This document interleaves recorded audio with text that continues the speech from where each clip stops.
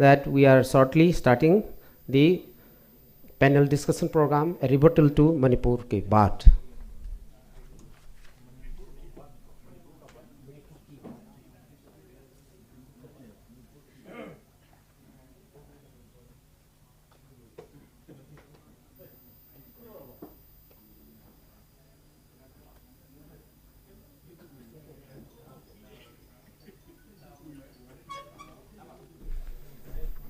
And I'm pleased to announce this very much interesting one, that COCOMI is also launching with this panel discussion, COCOMI official YouTube channel, and the program will be live streaming on the COCOMI's YouTube channel. Thank you.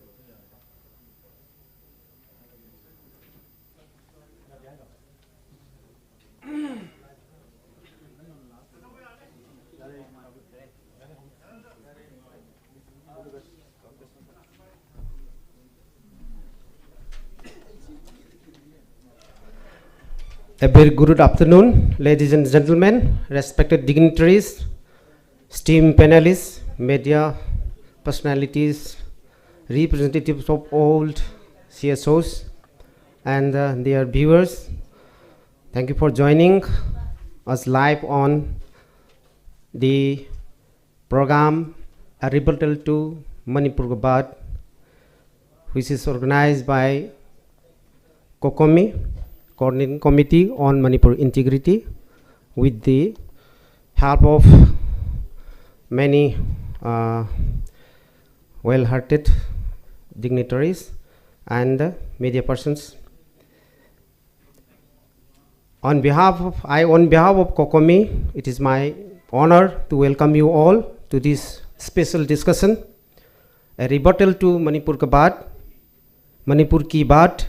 This program is designed to critically examine and respond to the narratives presented in Manipur Ki Baat, and to provide a factual and a well-researched, well-dissected counter perspective. We are very much privileged to have distinguished experts, academicians, and policy makers with us today, who will be addressing and dissecting various claims made by prominent figures in the discourse surrounding Manipur. To officially begin this event today, first of all, may I call upon our respected convener COCOMI, Mr. Khuraizam Athoba, to kindly come upon the stage and kindly prepare for launching our official YouTube channel. Mr. Khuraizam Athoba, on the stage, please.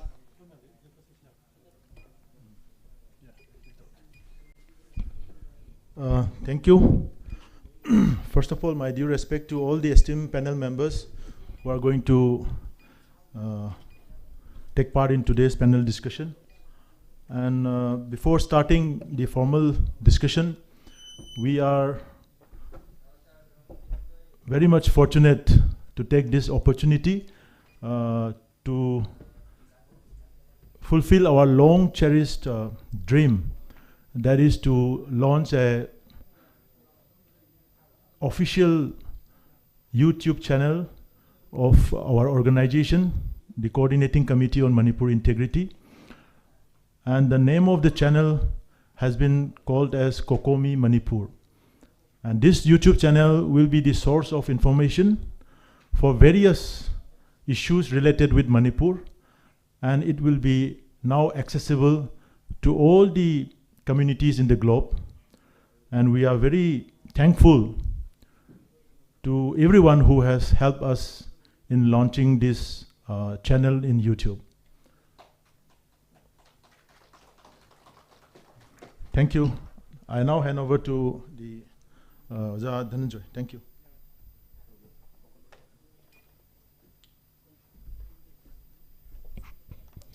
Thank you very much, Khuraizo Mathoba, for launching this official COCOMI YouTube channel. So this is time has come to start this panel discussion, a rebuttal to Manipur ki Baat. May I have the honor to call upon our respected Oja R.K. Nimai, retired IAS, on the stage, please.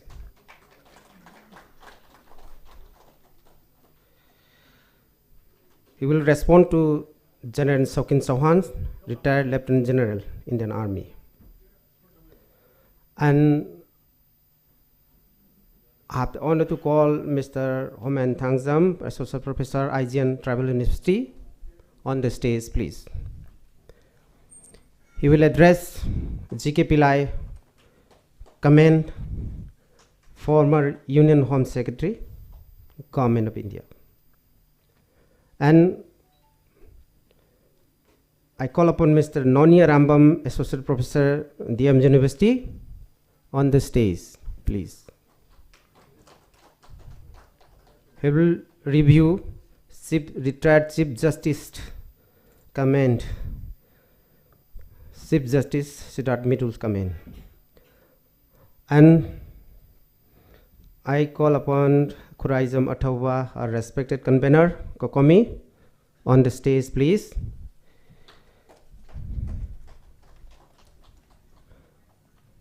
He will respond to Agnotost Theost, host of Manipur ki Baat.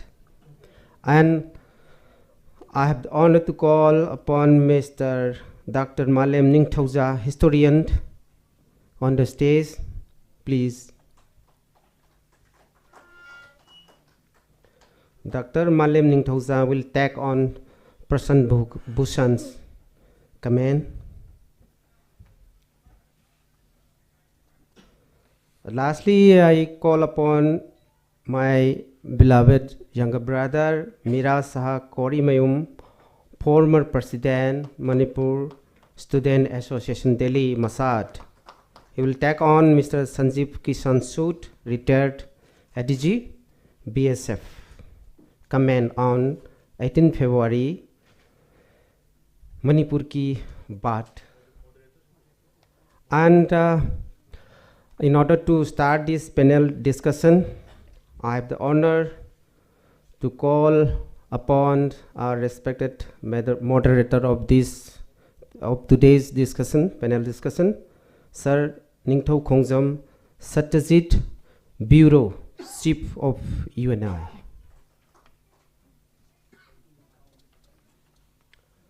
Okay, kindly hand over one FM microphone to the moderator, please.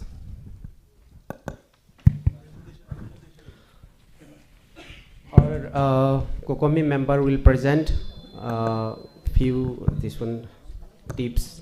I mean, Lengyan fee to our dignitaries, resource persons.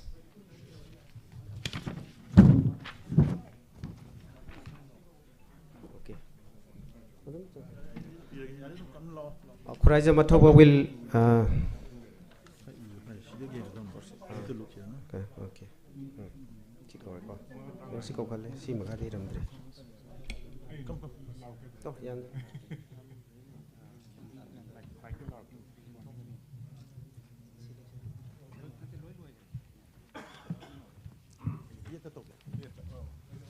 Hello.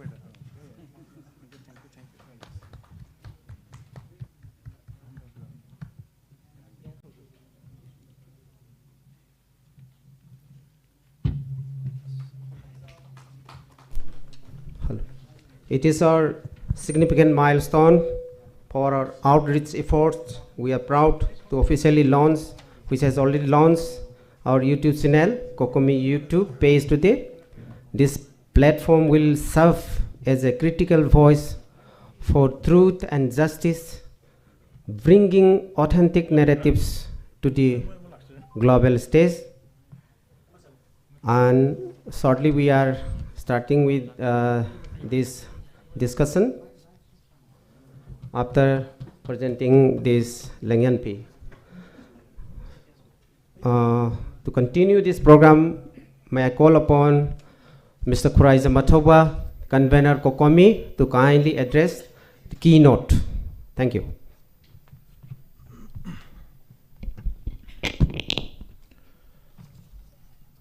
Thank you. Let me present our brief keynote as to why this event has been organized and what are the views and objectives of COCOMI for organizing such event. On behalf of the Coordinating Committee on Manipur Integrity,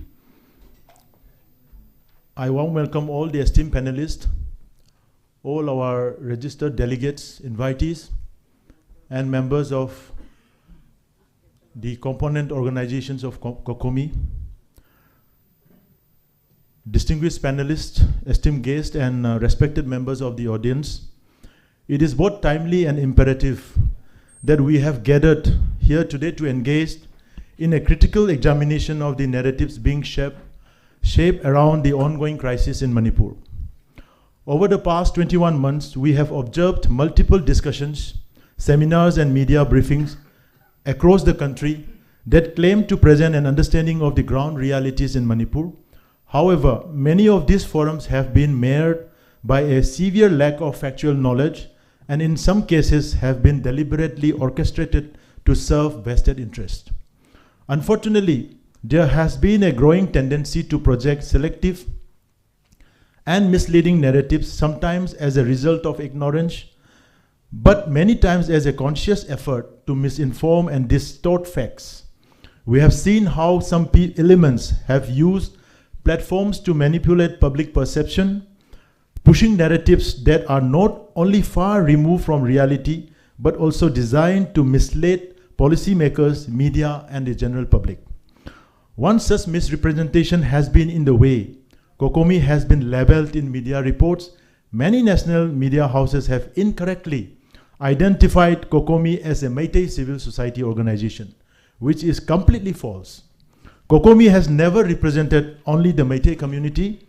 Right from its inception, it has worked for the entire state of Manipur, accommodating the interests of every ethnic community in the region. COCOMI's stand has always been clear. We advocate for peaceful coexistence, mutual growth, and a shared future, understanding the natural compulsions imposed upon us by our geography, demography, and topography.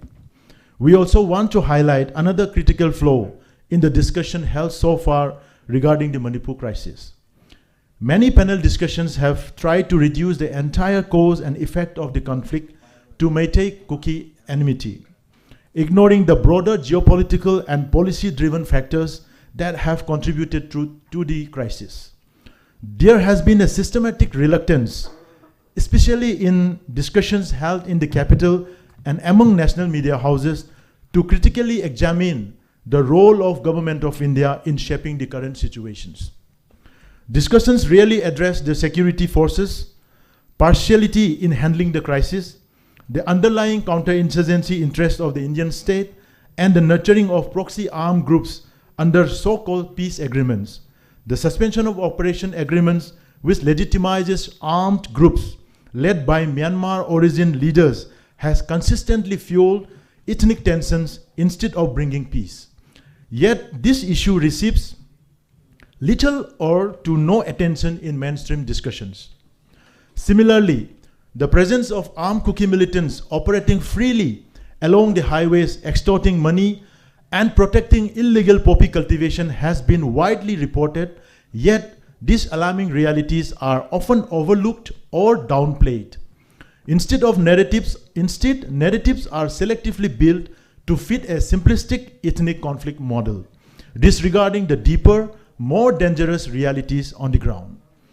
That being said, we must also acknowledge that discussions like Manipur Ki Baat have at times provided an important space for dialogue, allowing for different perspectives to be examined. We sincerely appreciate the rationality and depth brought into the discussion by distinguished individuals such as Justice Siddharth Mridul and Sri G.K. Pillai, whose views reflected a nuanced understanding of the complexities involved. Their approach to the crisis, while open to differing interpretations, demonstrated a commitment to reasoned discourse rather than blind advocacy of any single narrative. Similarly, we recognize the efforts of other panelists who, despite the challenging nature of the issue, attempted to bring a balanced view to the table. Engaging in such conversations with objectivity and fairness is essential, and we value their contributions toward fostering a more informed public discussion. This event is not merely a rebuttal to Manipur Ki Baat, but a broader attempt to set the record straight. It is an assertion of our collective responsibility to ensure that discussions on Manipur are based on verifiable facts and a deep understanding of the historical, political, and security complexities at play. COCOMI, embodying the aspiration of the larger populations, remains steadfast in its commitment to preserving the state's territorial, administrative, and historical integrity. Our appeal is direct solely to the government, both at the state and central levels, with every demand aimed at securing the broader interest of the state and national security. For example, free movement regime, national registers of citizenship, anti-narcotic campaign, war against narco-terrorism. These are all at the larger interest of the national security of the country. This is what the COCOMI and the larger population have been pursuing for. We wish to clarify that COCOMI does not impose any demands on those advocating for separate administrative arrangements.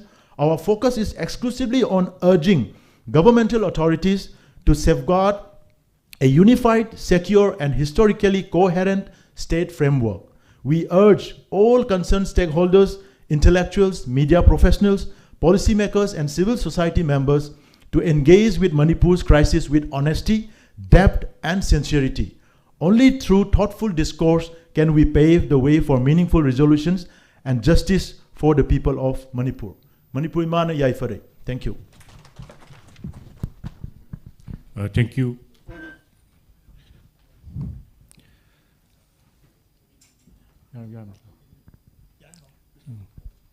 We'll start the discussion. Thank you for your time. We feel indeed blessed by the presence of our Imam Lakpiba. We are very thankful to you. And indeed, we have a galaxy of intellectuals, future generations. And it is not possible for me to take all the names, and we'll straight away start a discussion. And even though we can hear to the words of our esteemed panelists for hours and days, due to paucity of time, we'll be constrained to give just 15 minutes. I think that will be acceptable to all the panelists. And I will start by inviting Sri Homen Thangjam. Dr. Homen Thangjam, he will be speaking on, he will be discussing on the issues raised by Mr. Sri Pillai, former Union Home Secretary. He's an associate professor, IGN Tribal University. Please take your time. Thank you, Mr. Moderator, and to all our esteemed panelists, Ima Singh, aduga lengwi rekliba mayam da khurumjari. Way back in 2014, two of us wrote an article, and it's titled "The State and Political Apology Towards Peace Building in Manipur." It was published in Gandhi Mark, volume 36. So the whole thesis of the article was based on what G.K. Pillai said in one of his discussion in IDSA, and we took the lead from him and was able to write that article. So in that sense, Mr. Pillai has a very special place, not only to me, to many of the scholars in Manipur. And in fact, in the Manipur Ki Baat, I believe 90% of what he said, we agree with him, and still it must have made the organizers unhappy. He talked about the importance of delivering fair justice and compensation to the victims of the violence, and that the Judicial Commission has to bring out a report so that the government and the policy makers can pick up from the state of uncertainty to something which is concrete with a direction. He also talked about the importance of holding population census in India, in the absence of which many of us are lost, and the researchers take off from the 2011 census figures, and each one of us start projecting figures in the ways that suit us. He also talked about the importance of socialization, in that the denizens in Manipur intermix and intermarry. But the new generation who receives new education away from home tend to forget that we live in this small state. He also talked about the importance of exercising delimitation, because based on that, there can be more political representation. Above all, he advised to the gathering that the problem of Manipur cannot be solved by outsiders. It is up to you. It is up to you. Call yourself cookies or Meiteis or Nagas. You people have to sit down together and talk about. And he also talked about why certain communities get miffed or angry when there is a democratic demand. If the Meiteis feel that they deserve to have the scheduled tribe status, the government has nothing to do with it, the court has nothing to do with it, it will be the scheduled tribe commission. A commission is an autonomous body, and if the criteria are fulfilled, Meiteis deservedly can become the scheduled tribe. But why is that? Just because the Meiteis demand a scheduled tribe. Yes, it is your democratic right to organize rallies and protest against the demand, but it is certainly wrong to target that population. And he also talked about the violence in Manipur is not a problem of Manipur alone. It is a national security issue.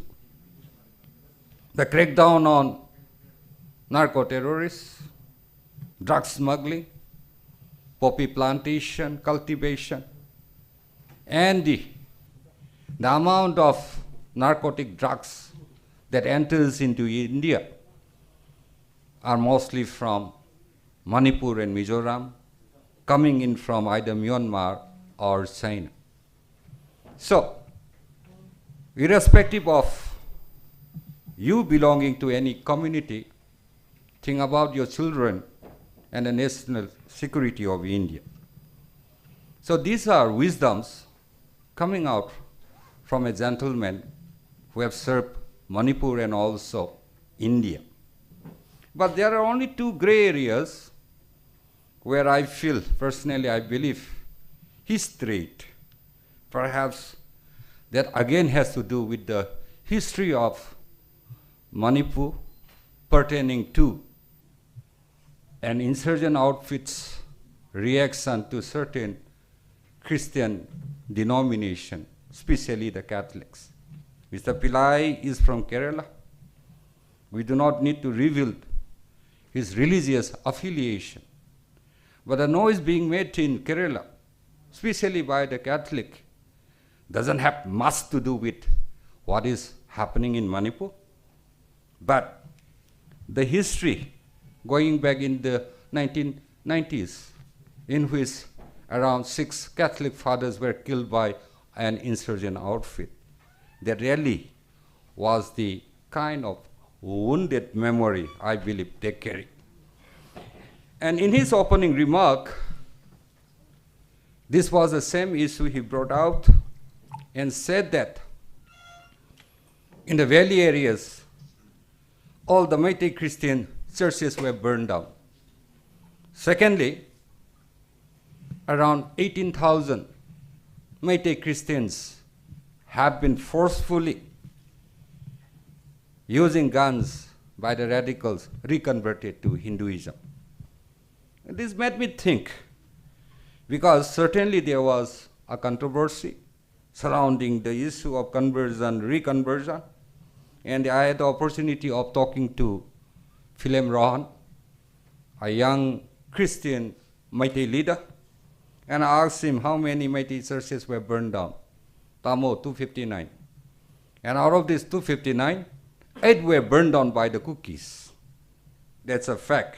The same fact information I shared with Karan Thapartu in one of his talk shows.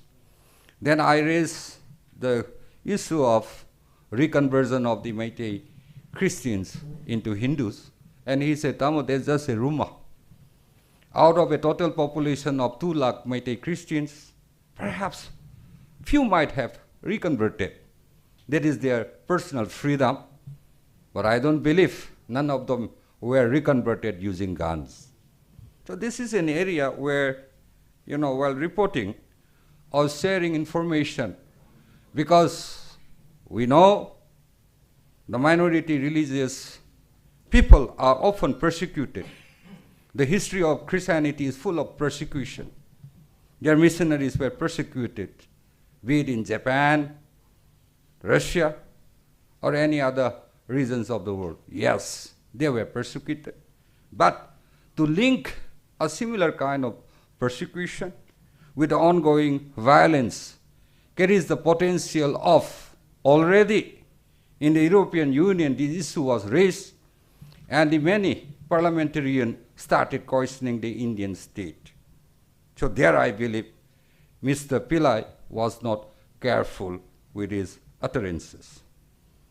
Secondly, he alleged that the relief camps in Chuchanpur and Kadangban did not receive in the form of goods or monetary assistance from the government of Manipur. Again, I had the opportunity of speaking with the DC of Chuchanpur and also with the DC of Kangpokpi. He said, buddy, look here, doctor. We are running a government, and government, we are permanent executives. We cannot be biased, and we have been sending them goods. And he sent me a list for Chuchanpur, more than 80 items, and more than one-time payment, starting from 2023 after May, then each month amounting to crores of rupees. Same to other districts like Kangpokpi, Fezrol, there are no relief camps. But wherever there are relief camps, the government had been sincere enough to deliver the goods or financial assistance. So here again, it would be wrong to assume that a government in which the Meiteis are the majority would be flexing their muscles and forgetting their humanitarian services. When he raised the issue of this type of issues, which does not have a kind of ground bearing, I was reminded of the Kadangban and the Senjam Karang Chirang, bombing using drones by the Kuki militants. At that time, two high-flying personalities of India, General Upendra Dwivedi, said, no drone bombs. At the same time, the former DG of Assam Rifles, Lieutenant General P.C. Nair, again from Kerala, allegedly said that there was no drone bombing in these areas. But recently we have heard the findings of the NIA, and the Business Times headlines is interesting, saying that, drone bombs rain in Manipur for the first time in the history of Manipur. So, gentlemen withstanding, people withstanding, has to talk about the kind of humanitarian crisis we face in Manipur. And this made me to further question Mr. G.K. Pillai about the population, abnormal population growth in Manipur. All right, 2011, census stopped, that was the last time. But before that, the history is starting from 1881, when the first census was exercised in Manipur, and coming down to 2011, there has been abnormal population growth of certain communities like the Kukis. All right, there were no Kukis in Manipur is another issue. But what the majority people has been arguing is that there are certain places where human habitat should be prohibited.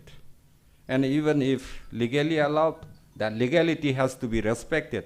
I'm talking about the protected forest areas. Villages already there cannot expand their number. This is the law. There has been unprecedented growth of villages again. Let me come back to the demographic growth. In 1881, the Kuki population was 25,384. 1901, the Kuki population was 41,262. 1911, 63,494. 31, 78,754. And coming down, the figures keep on increasing. That's very obvious. We are all biological beings, but still, the element of surprise is always there. 1951, again, it was 79,919. 1961, 105,864. 71, 148, a quantum jump we witnessed here. 148,553. 1981, 164,123. 1991, 273,095. 2001, 371,213. 2011, 448,214. There has been a linear, abnormal kind of population growth pertinent to this community. And regarding the growth of the villages, based on a research undertaken by the Population Commission, which he hasn't published yet, I have the record from 1969 to the present time, that is 2018, not the present time. So here again we find 4 districts, Suchanpur, Sandul, Tengnopal and Kangpopi, having the highest number of growth of villages. Perhaps Pillai is right. Because of the political economy of Manrega, perhaps it becomes a kind of enticement for the Kuki chiefs to establish new villages, even neglecting that quantum of population. Perhaps that is also one of the driving forces. But when this incident in May was about to erupt, the government of Manipur appointed, it formed a committee which was headed by a Kuki minister and started dictating, going to the ground, if there are illegal immigrants who have established villages in Manipur. They did encounter, they did bring out a report. Perhaps It is the inability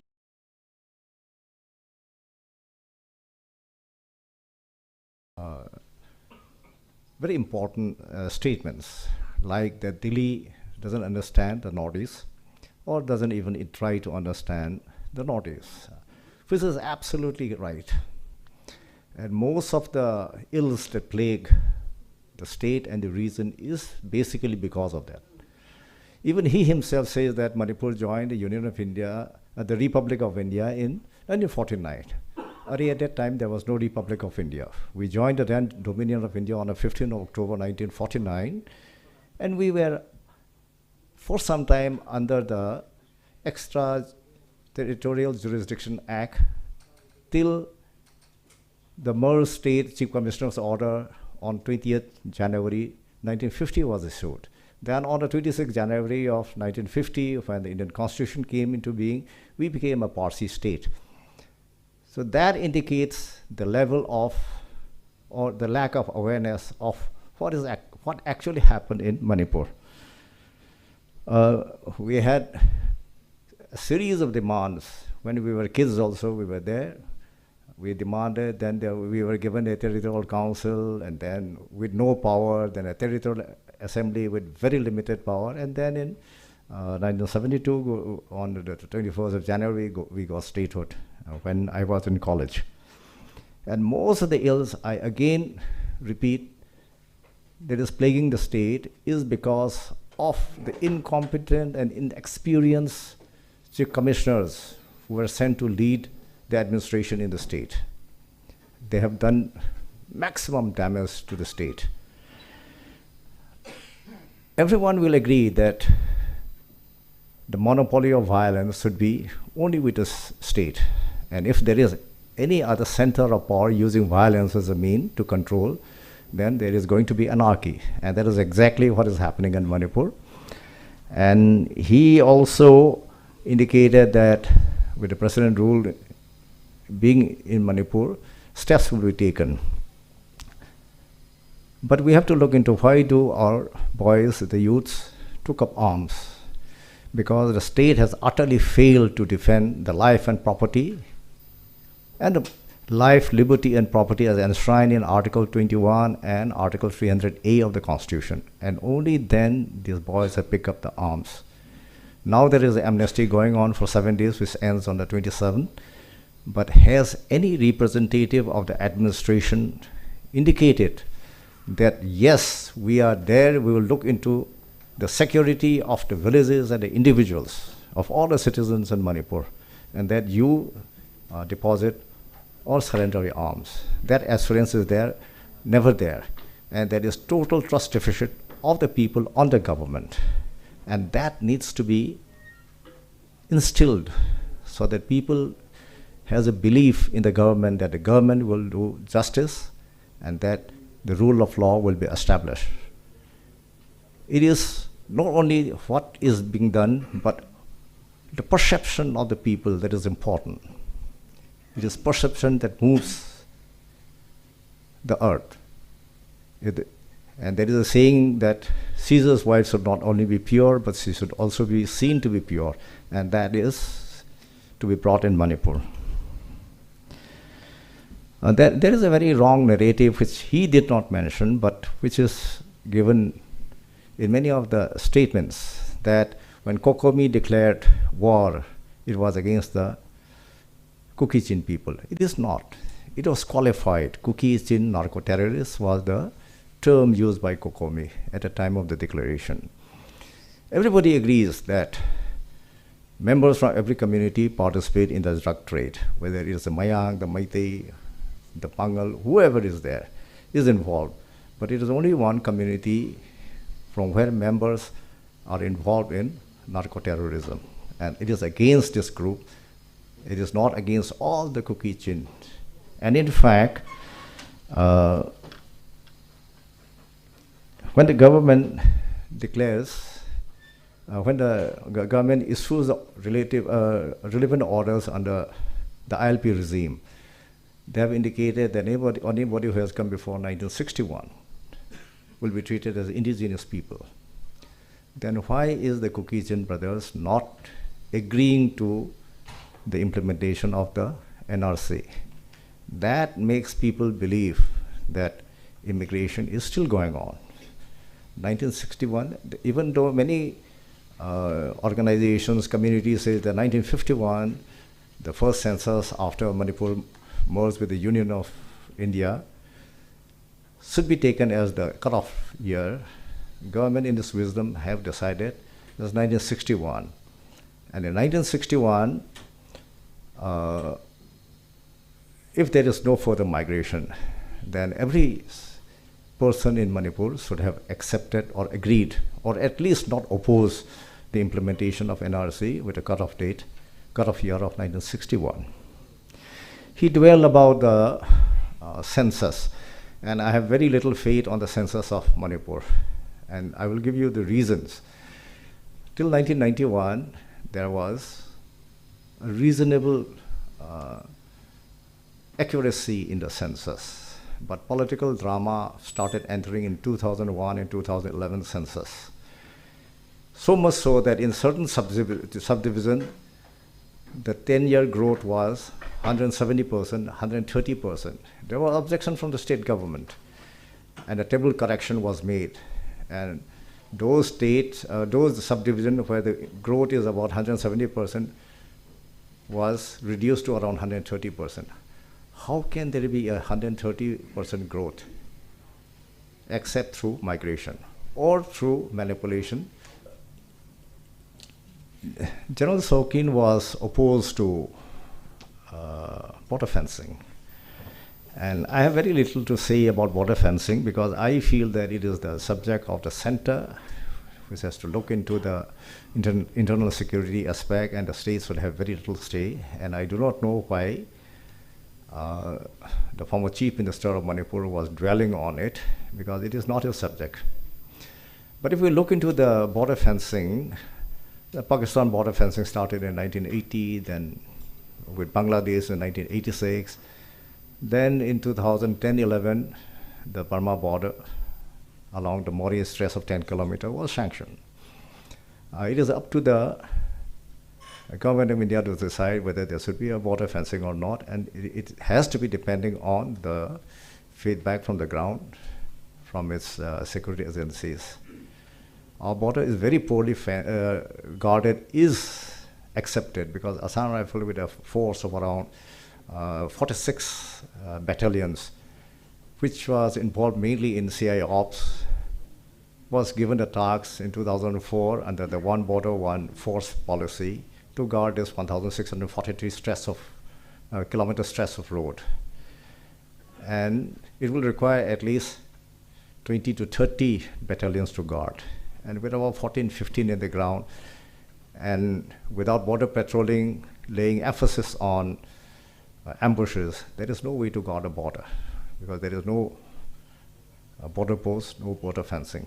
The latest information we got is that only 9.216 kilometers of the fence has been completed, and that even the side road has not been completed. But we should also remember that the mighty organizations were against this fencing, and the delay is because of the opposition to this fencing. The reason is that we have to leave out huge chunk of Indian territory, because we can't fence on the border, right on the border. We have to come about 150 or 100 feet away, and because of the terrain, we have to surrender a huge tract of land.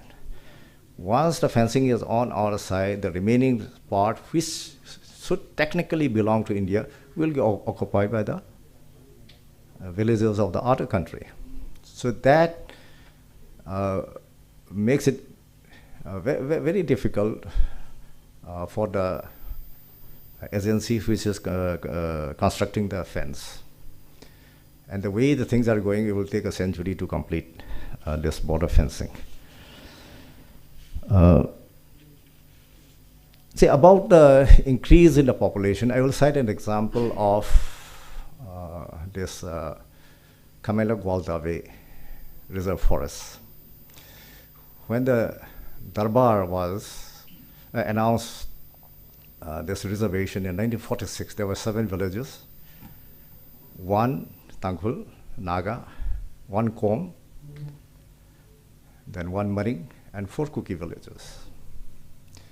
Now there are 52 villages, which includes 2 Naga, 1 Meitei, 3 Kom, and 46 Kuki villages. In between, sometime in the 80s, there was a Bangal village also, but after the Naga Kuki ethnic violence, along with the Maring, they moved out from this place. So now there are 52 villages, and the sprouting of the village from 1946 to till now, by some more than 1,000% cannot be through natural growth. It has to be through immigration. In a newspaper report in April-May of 2022, it was mentioned that in addition to the 2,803 recognized villages in the state, there were 966 applications for recognition of new villages. And it is mostly in Kuki-dominated areas. Then in a response to a assembly question in 2004 August by the Honorable Chief Minister, it says that there are 2,743 recognized villages and 50 new village recognition applications have been received. And in addition, there are 1,115 machets or hamlets. Machets are villages which are broken from the original villages, and they continue to pay the hill house tax to the chief of the original village. So whatever new in 2002, wherever claims for recognition has been made, they have converted into the machets so that their legality is not challenged. The tendency to look on any problems happening in the Northeast, and particularly in Manipur, from a macro level in Delhi cannot solve the problem. There are even claims now that the British administered the hill areas and the valley, and the Darbar administered the valley area in Manipur after the British conquest in 1891, which is absolutely incorrect. The British, under the rules for the management of the state of Manipur in 1917 and 1935, after the India Act came, the Government of India Act came, the British administered the hill people, not a hill area. The rest by the British, by the Darbar. And if a hill people is involved in a crime or anything in the valley, it is the British who will decide the case. So much so that when Manipur got independence on August of 1947, one of the first law to be enacted is the Manipur State Hill People Administration Act of 1947, which was mentioned in Article 38 of the Manipur Constitution Act. The administration was not on the basis of land. If the land was governed by the British, then why should the Darbar be the authority to declare forest as a reserve forest? It is all the reservation, reserve forest declaration during the British period, from 1993 onwards to 1946, was done by the Darbar, not by the political agent. So, not only in Delhi, even in Manipur, even bureaucracy sitting in Manipur in the Secretariat doesn't know the nuanced difference between administration of the land and administration of the hill people. Another point is that the term hill areas were first used in the Manipur Land Revenue and Land Reforms Act of 1960, a law passed by the Parliament. And it was for the first time it was used. And this was reinforced by Article 371C, which was incorporated in 1971 by a constitutional amendment, where the scheduled hill areas were mentioned. I would like to make a general observation that in the Northeast, whenever a place is under insurgency movements, the first reaction of the government of India is to pump in money. Nagaland happened, Manipur happened, Mizoram happened, and the district council area of Tripura happened. Money was pumping. And there's no accountability on how the money is used. As a result, after 20, 30, 40 years, they have made very proud members of communities, indigenous communities, into beggars. And that is why for every small thing we go to Delhi to beg, because we have been made into beggars by the policy of the government of India. Despite claiming that Delhi doesn't understand the Northeast, which is correct, the so-called experts also doesn't even make an attempt to understand the reason, even though they continue writing books, coming out with high-sounding names. But the people of Manipur should understand that people from outside will not come to bring a solution to any problem of the state. We all together, whatever the differences, we have to sit together and thrash out so that normalcy comes back to the state. With this few observations, I thank you very much. Thank you again. Thank you, Yampung. Now, I request Sri Mirasri Korimeu. He is the former president of Manipur Students Association Delhi. He will take on Mr. Sanjeev Krishnasud, retired ADG BSF. Mr. Miras, please take your time.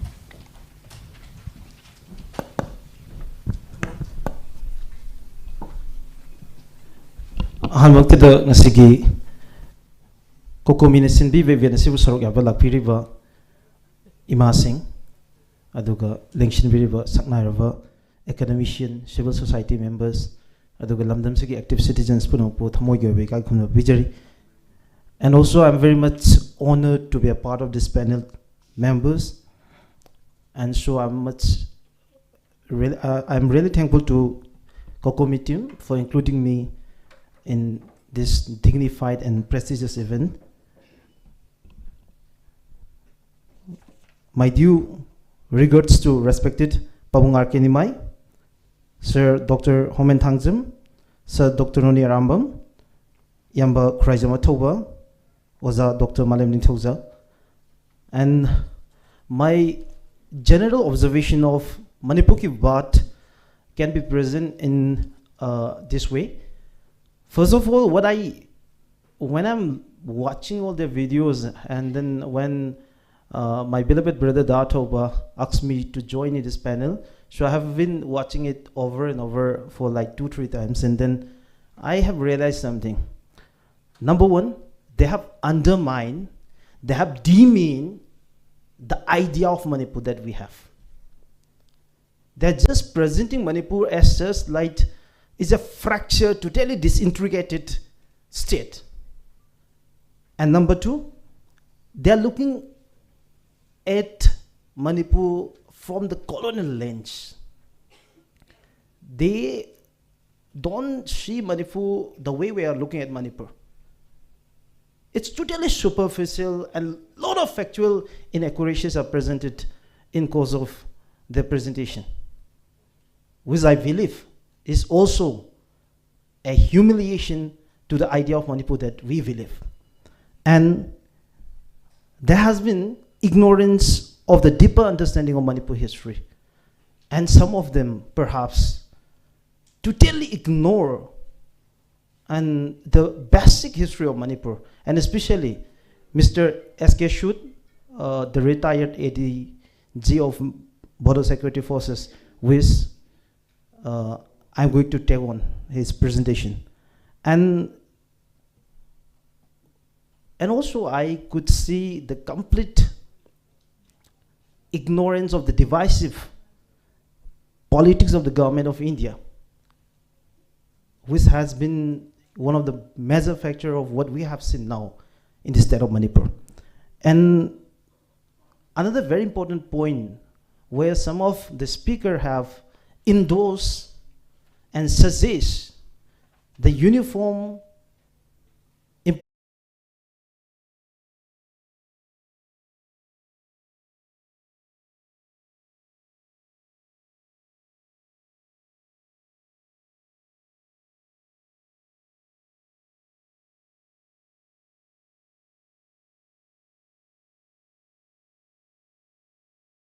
start with the way some of his observation. Number one, Mr. S.K. Shud, he observed the problem of drugs in Manipur, and he was glorifying the poppy cultivation in Manipur. And he justified the poppy cultivation in Manipur in such a way that he said, he picked up one report, I don't know how far it's valid, and he said, the population that was involved in poppy cultivation was due to severe indebtedness. Further,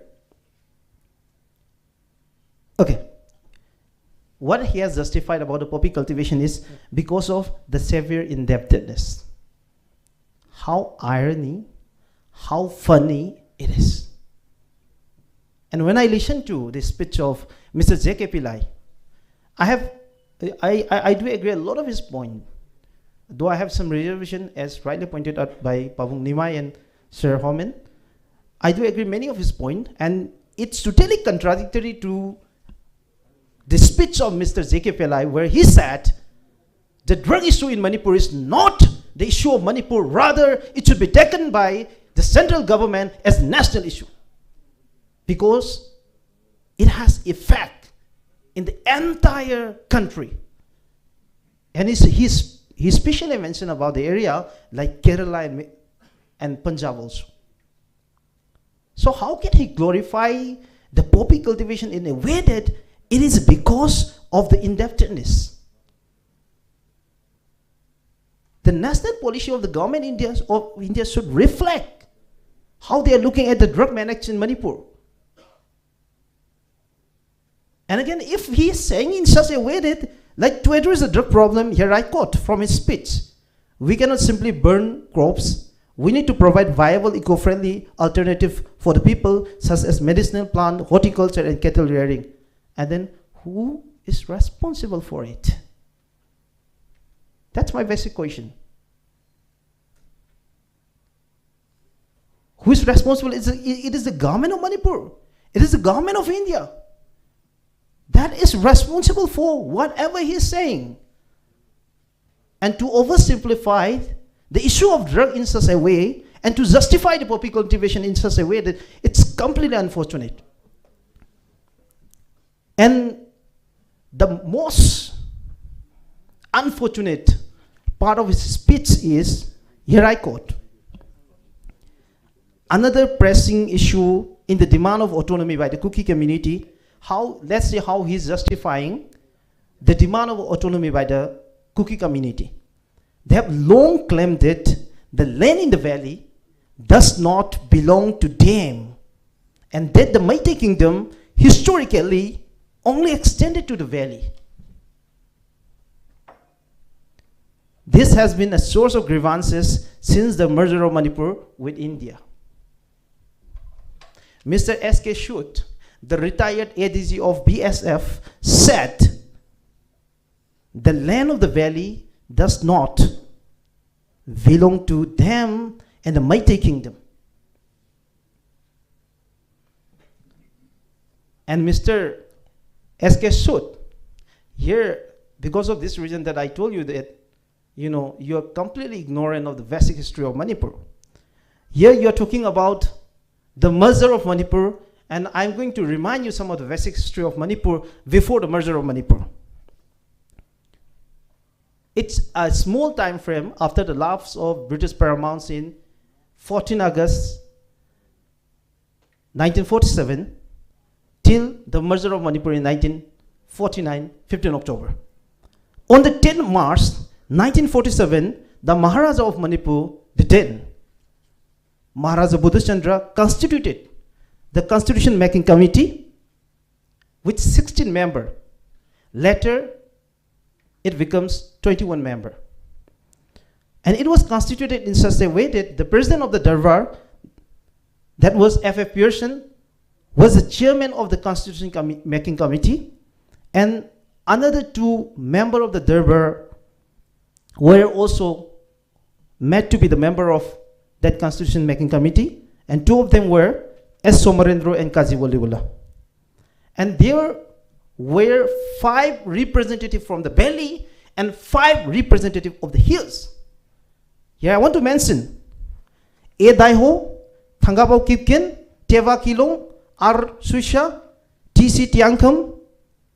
These 5 representatives of the hills who were made to be the member of the Constitution Making Committee that was constituted by the sovereign, the Maharaja himself, on the 10th March 1947. Then how can you deny this? If you said the hills doesn't belong to the Meitei Kingdom. And then on 14 August 1947 to 7th October 1948, there was a Manipur interim government that took the responsibility of the governance and administration of Manipur, which was an independent nation from 1947 to 1948. And in the ministry, out of the 6-member ministry, are cutting T.C. Tiangkham, these 2 representatives of the hills were made to be the ministers. And Mr. S.K. Sood, how can you deny this? And again, I have told you about the Constitution Making Committee, and when the Constitution was made and enacted before India could have won. So the Constitution of India was enacted in 1949, 26 November, and it came into effect in 26 January 1950, which was rightly pointed out by Pabung Nimai that by then India was yet to become the republic. And here, in the Constitution of India, it reflected about the reservation of the Manipur Legislative Assembly. The total number of seats was 53. Out of that, 30 belongs to Valley, 18 belongs to Hills, and 3 belongs to Mohammedans. And Mr. S.K. Sood, how can you deny this? And again, by 18 October 1948, Manipur got the first democratically elected National Assembly. There, the government that was formed at that point of time represent the true aspiration of Manipur, the true representation of Manipur from both hills and plain. And from them, the first speaker of the independent Manipur State Assembly was T.C. Tiangkham. And the another important minister who is known to be one of the chief architect of the modern Manipur was Mr. Major Bok Kating. So, Mr. S.K. Sood, it's my humble question to you, how can you deny this basic history of Manipur? And then, I want to take on to his next point. Here I quote, I can attest to the lack of infrastructure and development from his experience as working in Churchandpur. The district hospital in Churchandpur was in poor condition and areas outside the town remained virtually untouched by any significant government and administrative presence. So he is trying to justify the underdevelopment as the reason for the demand of autonomy by the Kuki people. If that is the case, Mr. S.K. Sood, I want to remind you that the entire Manipur region is underdeveloped. No matter how you compare Manipur with any region of India, whether it is any of the metropolitan cities, or whether you can pick up any state in the India, you can compare Manipur in the matter of development. Manipur is totally underdeveloped, Mr. S.K. showed. And if you try to justify the underdevelopment as the question of the demand of autonomy, then that's really unfortunate. And if you say Chuchanpur is underdeveloped, I'm totally okay for the development of Chuchanpur. And likewise, the other district, all the rest of the district, including Tamenglong, Urkul, Senapati, Frejol, Kangpokpi, Taubal, Kaching, Bishnupur, all the districts are underdeveloped. We don't have many essential amenities and facilities which the other region of India are getting right now. And if we are looking at the history of Manipur, Mr. S.K. Sood, I want to remind you that after the merger of Manipur in 1949, Manipur became a centrally administered party state which was governed by the President of India through a chief commissioner. So can you imagine yourself that a sovereign nation with a democratically elected government was reduced to a party state which have governed by the President of India through a chief commissioner? And we got the status of Union Territory in 1956 and later the statehood in 1972. By this time, the government of India have already started the 5th five-year plan. And now you are trying to justify that Chuchanpur is underdeveloped, so you can justify the demand of autonomy, which is really funny. And also I forgot to mention some of the point that I really want to mention, that he actually, when I'm looking at his speech, he's totally ignorant about the basic history of Manipur. You know, some propaganda, built up by some of the vested interest people, like, Manipur belongs to only one community. This area the area of Manipur is few square miles and square kilometers, which is really unfounded. And I want to mention this, when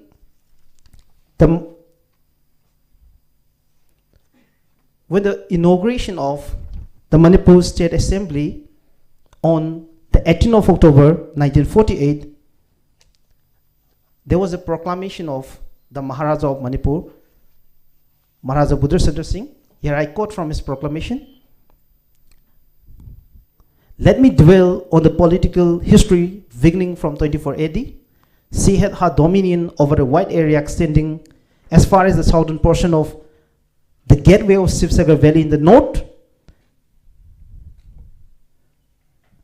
and Chandrapur Kasar in the west.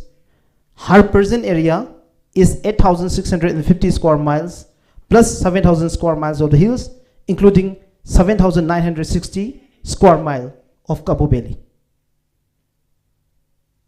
Mr. S.K. Sood, how can you deny this? And by Alexander Mackenzie got the Pemberton Report of 1934, that the territorial boundary of Manipur is flexible from time to time, and by the time the boundary of Manipur was extended from Ningthi River up to 3 to 4 days journey from there and up to the Kasar Plain. This was the history of the territorial boundary of Manipur, Mr. S.K. Sood. And how can you deny this?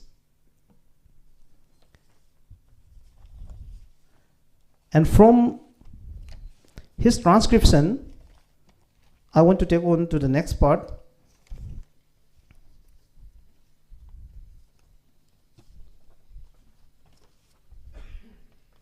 To interrupt, but Miraz, it is almost 20 minutes, so. Okay. Then I'm going to conclude it. Thank you. Okay. The most unfortunate part is he endorsed and suggests for the imposition of armed forces special powering in Manipur. And here I want to mention a few of the things. I have a report from the Human Rights Watch. And Mr. Eskeshut, I want to remind you that there has been few committees formed by the government of India. It is your government representing you and the rest of this country. Here I quote from the Human Rights Watch. Human rights groups in India have called for the repeal for decades, and other voices calling for the repeal include the BP Jivan Reddy Committee 2005, Administrative Reform Committee headed by Birapan Molly, Working Group on Confidence Building Measures in Jammu and Kashmir headed by Mohammad Ansari. All of this committee formed by the government of India have recommended to repeal Armed Forces Special Power Act from Manipur and the rest of the country. And internationally, United Nations Special Reporters on Extrajudicial and Summary on Arbitrary Execution 2006, Committee on the Elimination of Discrimination Against Women 2007, and Committee on the Elimination of Racial Discrimination 2007. These are the few international organizations that have also recommended for the repeal of Armed Forces Special Power Act from Manipur and the rest of the country. Here, you have the spine to call for the imposition of Armed Forces Special Power Act, where you justify that it will give the military a free hand. I'm really sorry for this. So, no matter how you are trying to undermine the aspiration and interest of the people of Manipur, no matter how you're trying to humiliate and insult the very idea of Manipur that we're surviving on, we'll try to fight for this idea of Manipur. So, glory to idea of Manipur. Miraj. Thank you, Miraj. We'll take a very short break of about 5 minutes because we have 6 speakers. 3 speakers have already spoken. We have 3 more esteemed panelists. So we'll take a very brief 5 minutes break. Please don't go away. Just 5 minutes. Thank you very much.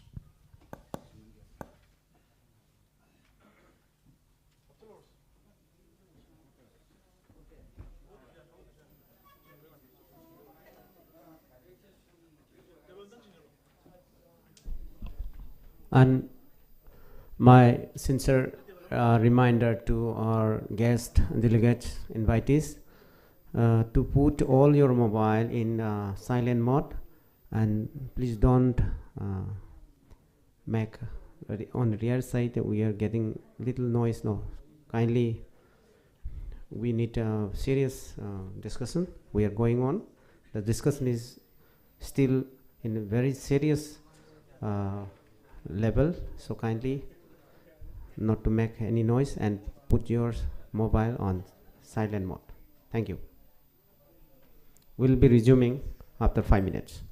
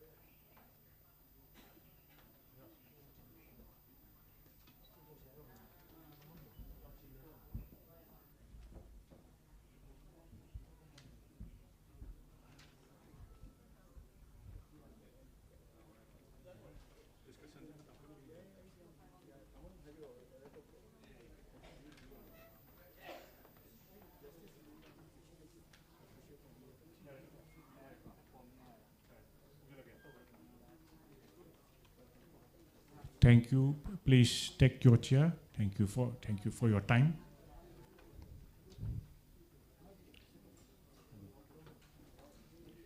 Now I request Dr. Noni Arambam. He is an associate professor working in DM University. He will be reviewing the speech of retired Chief Justice of Manipur, Siddharth.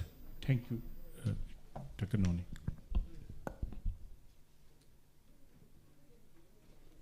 Good afternoon, everyone. Thank you, COCOMI and Mr. Chair, for this very important opportunity. I think let's begin with the idea that this very gathering is important because we are celebrating the culture of dialogue, because we can talk about our differences with dignity. But at the same time, the concern is that when there's a warlike situation, the first casualty is truth. In some sense, I think this gathering is important because we are trying to look out for that truth, the significant aspects of understanding the Manipur question, which has become very intriguing in many sense. In Delhi, in Imphal, in many places, people have started talking about Manipur, but the struggle is still on what actually has happened in the state of Manipur. With this objective in my mind, I would like to appreciate the views as expressed by Justice Siddharth Mridul, because he has been speaking on the issue of Manipur for quite some time, particularly since his retirement. I think his views are important because his views reflect the non-partisan aspect of doing a democratic dialogue. And these probably will also help in resolving the problems that we have. Just to cut short, he actually was raising significant points on the need for disarming youths in the state of Manipur. He was also very much concerned with the violence that has been meted out against women and children. He was also worried about the state failure situation in the state of Manipur. And he also drew his attention to the historical significance in the context of Manipur violence. He also did talk about the significant presence of Manipur in the global level in terms of the culture, sports, and natural beauty. His take on Manipur question basically reflects his melancholic perception about the ongoing violence in the state of Manipur. And his views also, again, I say, that reflects a democratic desire to bring or reinstating of rule of law in the state of Manipur. He, being from a legal background, seems to be concerned more with ensuring the read of the state, in his words, acting boots on the ground. His ideas also can be used as a very important reference point for understanding what are the invisible hands that have actually worked in fueling Manipur violence. Though he did not define what he meant by invisible hands, but at the same time he did not fail to say that these invisible hands are not so invisible in real sense. I think he has a very good sense of what has actually happened and what are the invisible hands that has actually caused and fueled the violence in the state of Manipur. I think he is talking about the drug lords. I'm sure he is talking about the militants who are actually going far beyond the established norms of conducting any situation of conflict or any situation of movement. He is also hinting to the question of what has to be done. And he says that there is a basic problem in the approach of the mainland Indians because they have completely failed to understand and comprehend the problems in Manipur. He uses this word, comprehending. I think he is trying to say that there is a lot of misperception about the region and there is an apathy towards the region and the politics. And I think this is true to a very, very great extent because we have always lived in a situation of exception. If we talk about the kind of laws that has been implemented in the state of Manipur particularly, and the kind of division of people on ethnic lines, and the kind of ethnic laws that you have had in the state of Manipur for the last so many years, something about 70 years, I think this is completely exceptional and it has not happened in any other state of the country. Therefore, I think his idea and call for the mainland Indians to understand and comprehend the questions of Manipur is very, very important. On the other side, he also talks about while identifying the root cause of the problem, he pays significant attention to the economic factors. By economic factors, he hints to the question of demand for ST. He sees that there are significant size of population in the valley who wishes to become ST. He also talks about land imbalance between the hill and the valley. I'm sure he has a very good legal background and he understands the legal nuances of the problem, particularly when it comes to the question of ST or even land asymmetry. I call it land asymmetry. There are many political scientists belonging to a certain community talking about asymmetric federalism, land asymmetry as a very important marker of distribution of power. I think in this very idea of asymmetry, I think there is an unfair proposition of asymmetric arrangement of land and institutions in the state of Manipur. And he rightly talked about these points by saying that there is an unfair distribution of land between the so-called hill and the valley. He also mentioned that there is 10% of the valley in which there are a lot of people, which is about 60% population being hosted here. And people, particularly from the valley, do not have the right to possess and own land in the hill areas of the state. I think he emphasizes on this point, and that is a very, very important point to start with, how to understand the problems in the state of Manipur in terms of identity and ethnicity. One more important thing that he talks about, and we must appreciate, is about his idea of inequity. I think when he talks about inequity, he talks beyond the lenses of ethnicity and identity. He talks in terms of a general concern for empowering and development of the state of Manipur beyond your ethnic predilections. And I think he's very right to say that there are questions of development, may it be in the valley or in the hills. In his word, I think he talks about the sinking land question in the valley. And this land crisis, he thinks, is a very, very important aspect of understanding the economic front of the ongoing problem in the state of Manipur.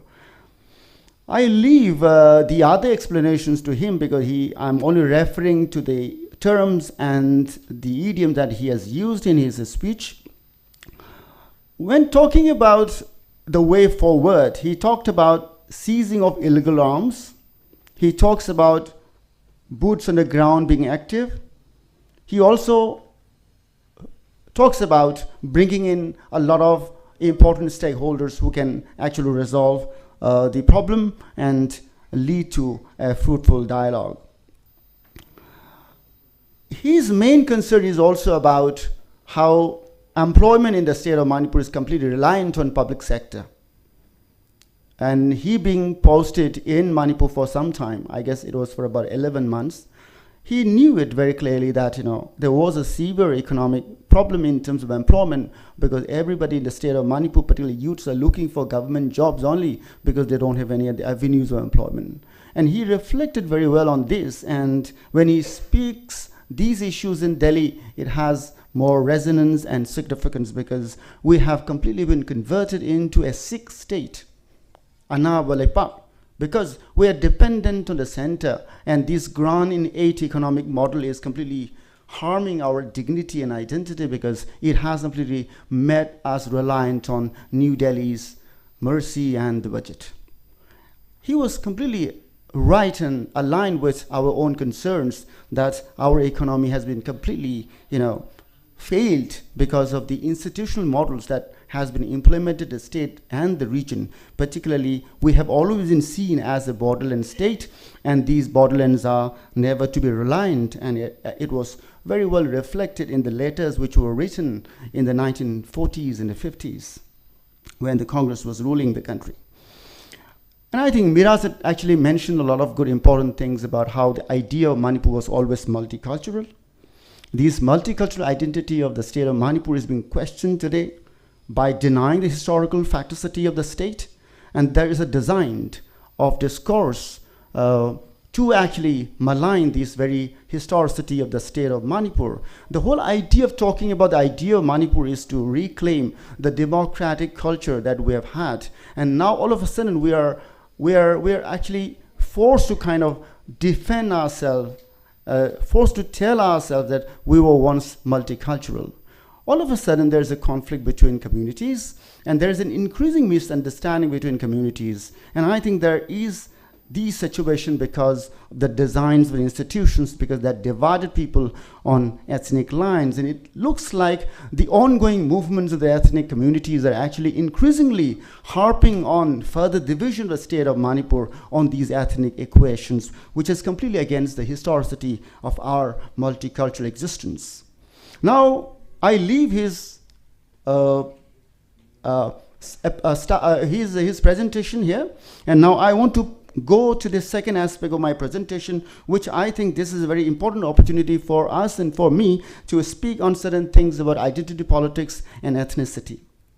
I want to begin by claiming a couple of statements and propositions which I openly leave it to the audience and people who are hearing to me to challenge me in my perception and proposition if there is a need for that. But in the recent times, we have seen in the newspapers being written by certain community scholars. And I don't want to be identified as a community scholar because we have lived more as a collective identity, not as a community ethnocentric scholar.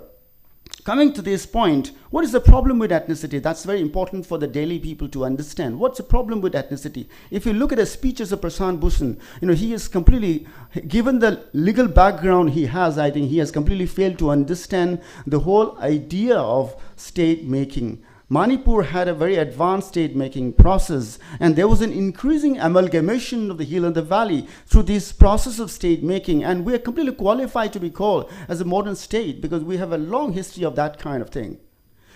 When he was, I'm not encroaching upon the other scholars' presentation, but I think it is very important for me to dissect what Prashant Bhushan was trying to do on that day. He was simply trying to kind of give more further to the ethnocentric politics by saying that, of course, we need to redraw the boundaries of state on ethnic lines. That's really unbecoming on his part. He has completely failed to understand that there are overlapping spaces, and these overlapping spaces are important for democratic political culture. And he is giving further to these ethnocentric communal forces who are trying to, snatch away these overlapping spaces and resurrect new ethnic states. This is completely not acceptable to the very idea of democratic culture that we have lived through. Coming back to the other point, one basic problem that I see with the community scholars is that they are completely designing a discourse of generic identity. Generic identity is a new problem I think we're encountering with in the region and particularly in Manipur. I don't want to name these generic identities, but I would like to say that these generic identity, like achoba kaunupki rajniti haibatare, these generic identities are actually creating havoc on our multicultural spaces because they are trying to, resurrect new discourses by ending these overlapping spaces. And therefore, if you talk about the peace processes and its scope in the state of Manipur, you can see these ethnic communities, ethnic politicians actually not really interested in engaging with differences and the ideas or through democratic processes, because that will ultimately end up this very idea of generic identity politics. And the generic identity politics has a very typical problem because they repress the diversities within this generic identity. And we see it very clearly. A lot of smaller communities were having 700 people population, 1,000 people population. These communities are increasingly having, a sense of threat because of the politics of generic identity, their dress, their culture, their food habit, their folktales, all being, moderated to fit into the politics of generic identity. Therefore, I think we must keep on harping on this point that this very concept of ethnic minority is a very problematic concept, because in the very identity of the minority politics, there is also a sense of majoritarianism, because they also keep on repressing micro tribes within these acclaimed identity of generic kind. Coming back to the other point, I want to also argue that ethnicity has made people very one-dimensional. There's a political scientist called Herbert Marcuse. He has argued that Capitalism is making people one-sided, one-dimensional, because we only buy things which is promoted by capitalist logic. Similarly, ethnicity is making people one-dimensional because they only talk the language of ethnicity and nothing else. This is a very dangerous trend, and we must actually intervene, and we must stand against this making of people one-dimensional. You are a Naga, you are a Meitei, you are a Kuki, you are a Pangal. This is a very, very dangerous discourse. And I'm reminded of the words and the thesis as proposed by Herbert Marcuse, that capitalism makes you one-dimensional, so as ethnicity for me. To the other aspect of the problem, this absoluteness of binaries has been projected by the ethnocentric political thinkers. We have seen them in abundance these days. And I think the mainland people have completely taken a colonial perception, colonial perspective. They've resided in the colonial perspective to understand the people in the region, whereby they're forgetting that these people are very multicultural in many sense, and they have a rich history and culture. And this respect for each other is beginning to be diminishing because of the increasing deep state role, where there are a lot of investments being given to actually strengthen these ethnic identities to pursue their politics. And I think when we say deep state politics, I think these daily based scholars, they're completely bogged down by these, this failure to understand the deep state politics that is increasingly manifested in the region called India, Myanmar, and Bangladesh borderlands. And we are actually beginning to be a victim. And in this game of geopolitics, there are deep state institutions coming in overt and covert form that actually plays with our multicultural identity. Towards the end of my presentation, I have been of the view that Manipur state is very unique, very distinctive, and it is very, very different from any other state of the country. That has to be repeatedly told in order to protect our multicultural identity. And I have reasons to argue, and I'm sure daily-based scholars and the advocates will listen to our views and have a rethink that Manipur, of course, is a different state. 6th schedule, for instance, was not meant for Manipur state. Even if you desire, there is a history to that. This state was not to be included within the parameters of 6th schedule. Coming back to the Article 3, which I have been arguing recently, I'm of the view, if you read Article 1 of the Indian Constitution, it says India, that is Bharat, is a union of states, which means India is not a federating state, which means the units will not have any right to secede or to get freedom, because all the units of the Indian Union were becoming part of India through the process of what you had in the Constituent Assembly. And there was no agreement, there was no covenant, there was no treaty signed between the Indian states and the Union of India. Thereby, the Article 3 of the Indian Constitution provides with the provision that the Union government, the Union Parliament, with an ordinary legislation can alter, change, or rename the boundaries of existing states. Now my point is, Manipur state is different. Manipur state, at several stages of its existence in the history, had signed treaty relations, had signed treaty agreements with the Indian Union. First. Second, Manipur state was not fully represented in the Constituent Assembly, through which the present constitution was written. Number two. Number three, even after the independence of India, even after the independence of Manipur in August 1947, Manipur state was met to sign, I repeat, met to sign the merger agreement in 1949. Given these backgrounds, we are a very, very different state. And it continues to be an entity. This entity has a different history, different trajectory. It has a different constitutional background. Therefore, Article 3, which provides the Union Parliament to alter or change name boundaries of a state, should not be applicable to the Manipur state, given the history and the legal and philosophical background of Article 1, because Manipur state had undergone through different treaty, covenant relationship with the Indian state, you like it or not. Now, these are the legal aspects to which we can rely on, and and try to argue that Manipur, of course, is to be treated differently. And therefore, the integrity of Manipur is not merely its territory, its culture, its overlapping cultural spaces, and its multicultural population is to be respected. I'm sure the imposition of President's rule, as in the words of Justice Mridul, would bring peace and stability in the state of Manipur.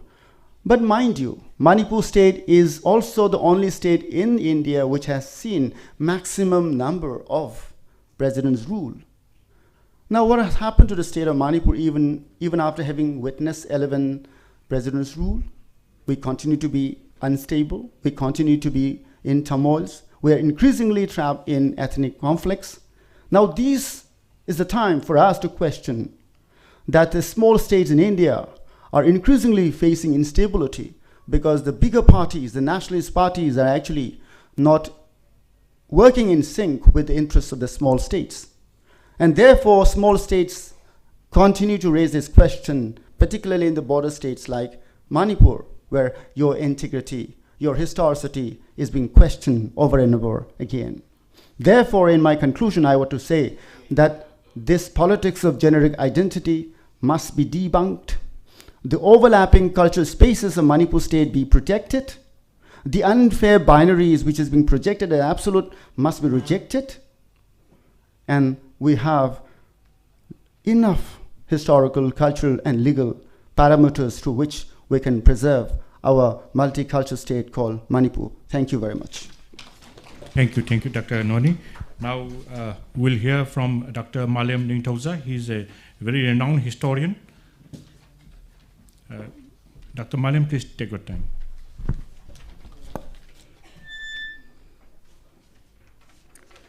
Salute to all of you who have gathered here today, COCOMI, who has invited me, my co-panelist, moderator, media, and the audience via internet who are watching this program.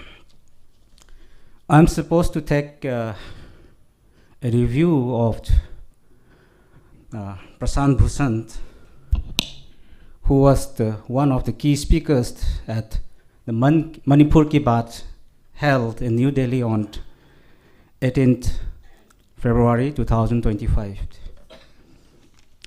Let me focus primarily on what he says, what he represents, what was his ideological positions, what was his theoretical formulations or articulations, what was the intention, his method of representations, and what he stands for.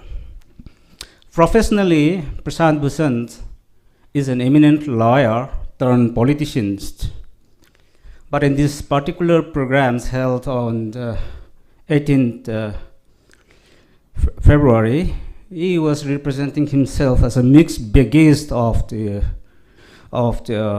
ill-informed or ill-intentioned lawyer come politicians standing proudly for his client, and for various political reasons, he have even forgotten his credibility as a lawyer, and they're full of misrepresentations and anachronistic representations.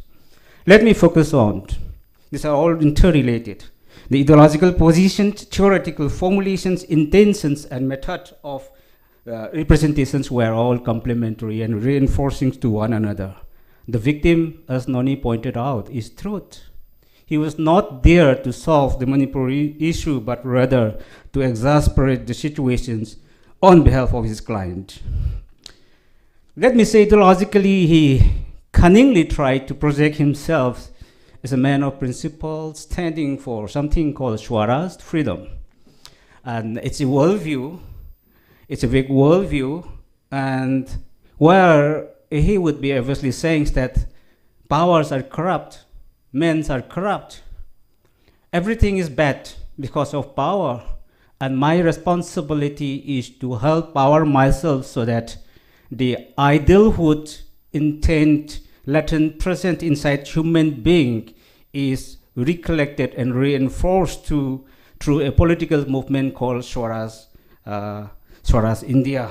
That's the whole ideological positions. Everything is bad except when our party will come to power. That's the ideological position that he has held. So he was with pro-anti-establishment, he was with Aam Party, but then he was not satisfied with any other thing, so he keep on shifting. So there is ideological fluctuations in ideal and utopian articulations that he is.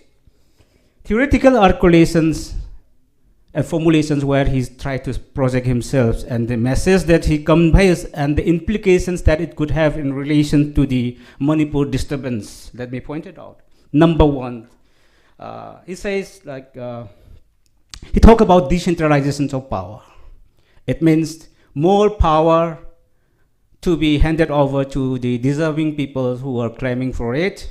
He says talk about a unitary state is not good, etc. These are all passing remarks, but something which I could clearly see. I mean, the intention is very clear. He talk about decentralization of power. It means more autonomy to the presumed fragments. This stems up from the assumptions that everything that existed before the evolutions of one unitary structures were segments, and that needs to be, given some kinds of autonomy. But then these ideas arose from his presumptions that the boundaries that exist today across the world are artificial. This is a pseudo-anarchist position highly endorsed by scholars, Western American sponsored scholars of the borderland theories, which says that the tribes before independence were all independent. The whole idea of cross-border tribals and cross-border ideas and the demand for a what you call borderless border. In fact, it says it should be borderless border in the sense that the boundaries that exist today are artificial. It should be dismantled. If there has to be a boundary that comes up now, then it has to be based on either ethnicity or based on common assumptions of being a nation or whatever it is. So he's talking about like decentralization of power and autonomy, but then because this has to be carried out by dismantling the artificial boundaries that exist today. At the same time, he's very clever enough to say that, well, it's not timely for the established countries to dismantle their boundaries. Here comes his endorsements of Article 1 of the Constitution, where it says, India has the provisions to annex more territory, to add more territory, but no right to succession. Or otherwise, boundaries can be formed by parliamentary legislation within the country itself.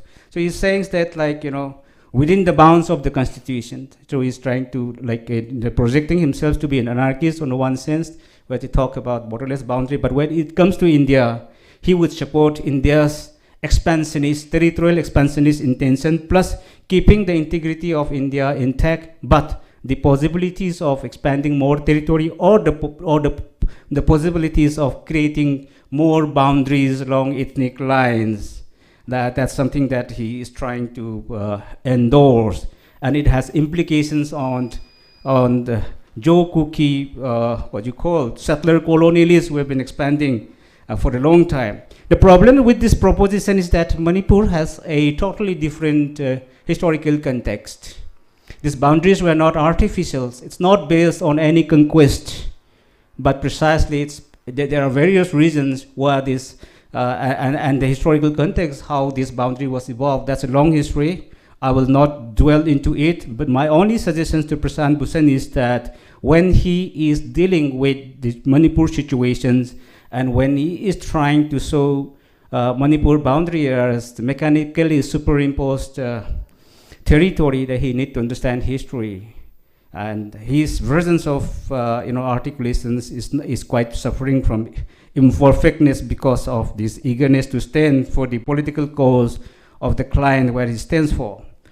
Therefore, these are the two main points that I would like to point out: ideological positions and theoretical articulations. Now the intention is very clear that he would endorse bifurcations of Manipur into various ethnic blocks, giving more autonomy to various divisive forces.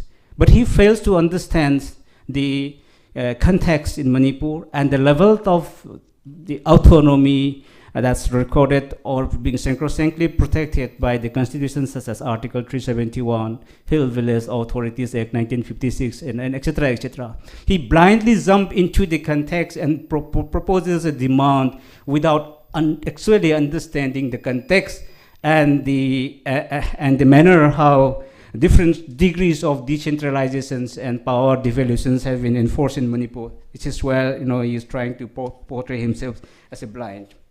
Now, with all this intention in mind, his method of representation is quite interesting.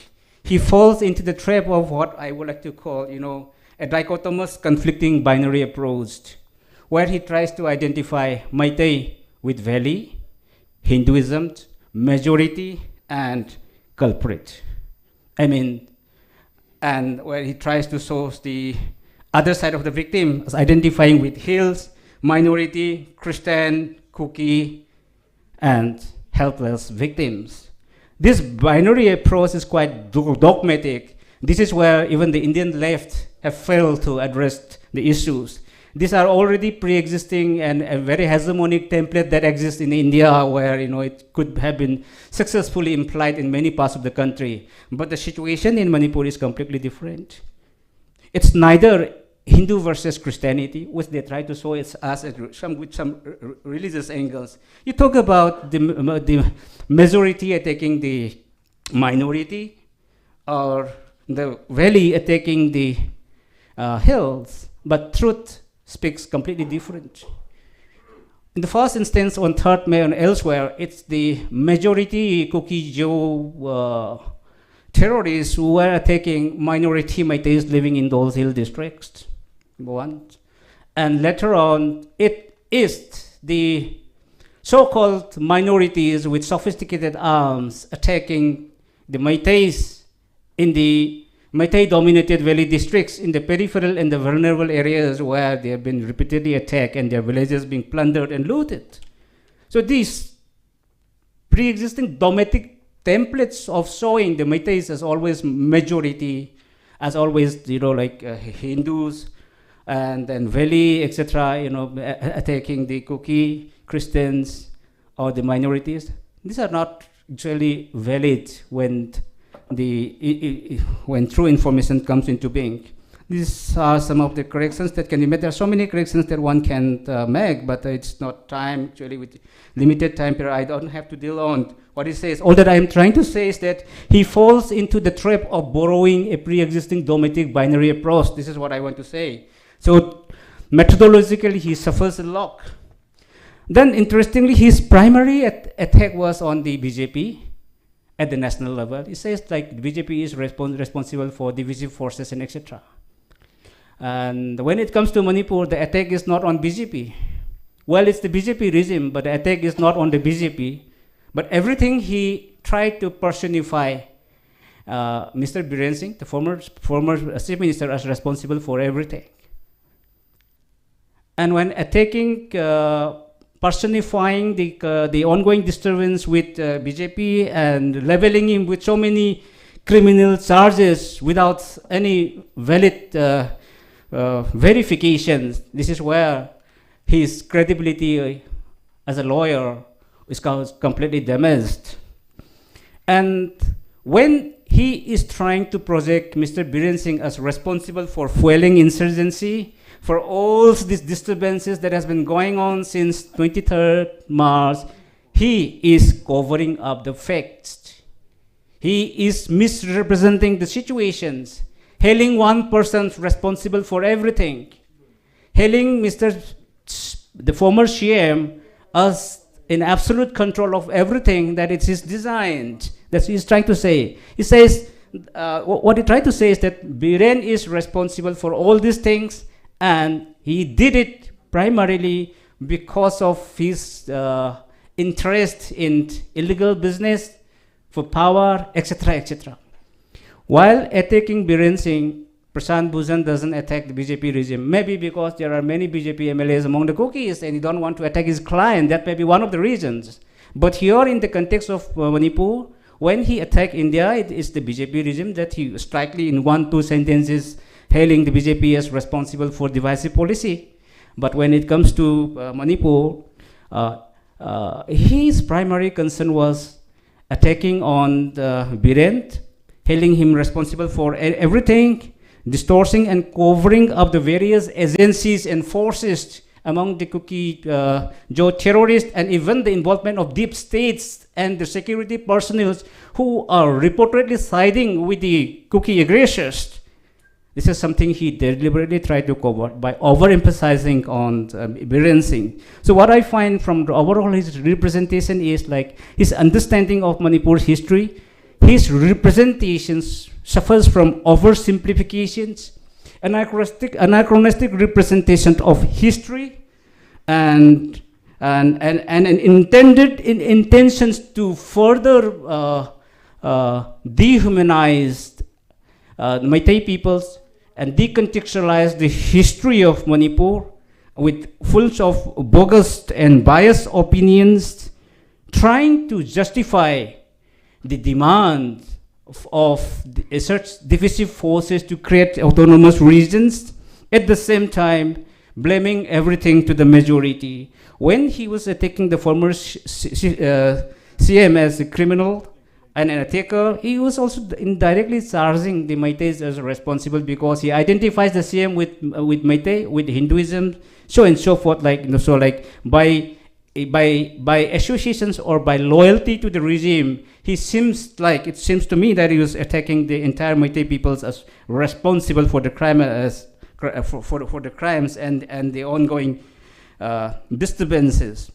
These are some of the areas where he says he talked about the failure of the judiciary, talk about the failure of media and criminal regimes. What he fails to understand is that when it comes to media representation, he is also one of those which I level in the category of industry of lies, standing for the client, standing for a one-sided view, representing a completely distorted image and trying to project Manipur in a totally different manner by selective representations of ideological positions and cunningly twisted theoretical formulations with ill-informed and underreported facts and figures, trying to show to the world that his clients are always right and the rest are wrong. These are some of the observations I would be saying. And finally, my concluding remark is that men like Prashant Bhushan, with lots of fame and all, should come down from these one-sided perceptions, rather stand for neutrality if he thinks that there should be solutions in Manipur. Now, Biren has gone, something which he had liked at all, and we have to see how and towards which direction India has to deal with the Manipur question. The situation still is under observation. It's an incubation phase. It may explode, it may not explode, but we will have to wait and see. But Manipur Ki Baat, there is very little thing to learn from men like panelists like Prashant Bhushan, but he should come out with change for a durable order in the disturbed Manipur.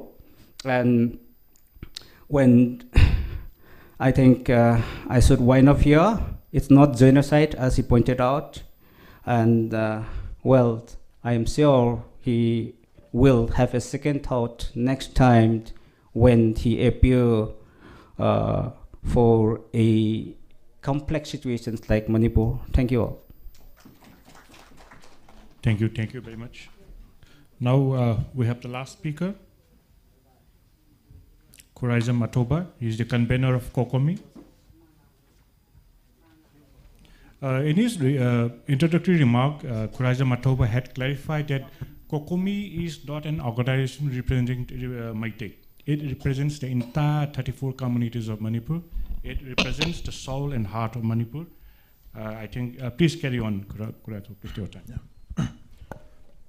Thank you, Mr. Moderator.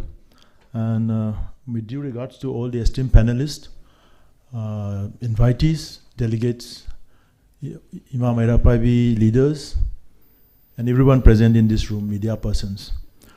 My take is on Mr. Agnostos Theos.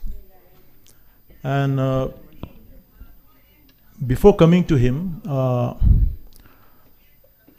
we need to understand how this event has been organized. But we had no clue how this event has been organized, because the very promotional posters that they have been circulating in different social medias, it doesn't mention any name of organizers. So there seems to be a deceiving attempt to represent something else and try and do something else. So that is a very important issue or concern for everyone, that who organized what event, on what objective and on what purpose. But as per our research, our very limited research capacity, we feel that the entire coverage have been telecasted in a YouTube page endorsed by KSO Delhi and NCR. And the logo of the organization, it seems the logo of the organization are also on the screen. So we feel that this event, the very event that held in New Delhi, was organized by KSO Delhi and NCR,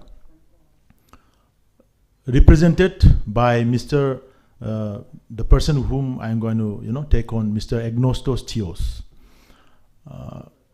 So I think it is very insignificant for us to observe and discuss on this person, Mr. Agnostos Theos, because he just don't have any credibility in the larger national platforms or state platforms or anywhere where he has any significant role to play. But over the course of time, during this crisis situation in Manipur, we have seen him in some of the couple of interviews where he was trying and narrate his own idea of understanding, which seems to be quite significantly influenced by those groups who are on the other side of the this crisis. So, but if we go and look back in his other interview, he already has taken his position. And the way the event has been managed, we are quite confirmed that Mr. Agnostos Theos is a representative. He is a kind of, informal representation of KSO Delhi and NCR. And they are trying to, project an event which looks like neutral, but taking the credibility or the advantage of those personalities who are on stage, giving their viewpoints. Many of them were eminent personalities of the country, and whatever they say could have a very, credible points, whatever they make among the general larger population of the country. So that's what they try and, use the platform. Well, coming to the point, what he has met, as he being the most active host during that event, we thought that we also need to rebut some of his views, which are quite, unfounded, and seems to be quite, vested interest.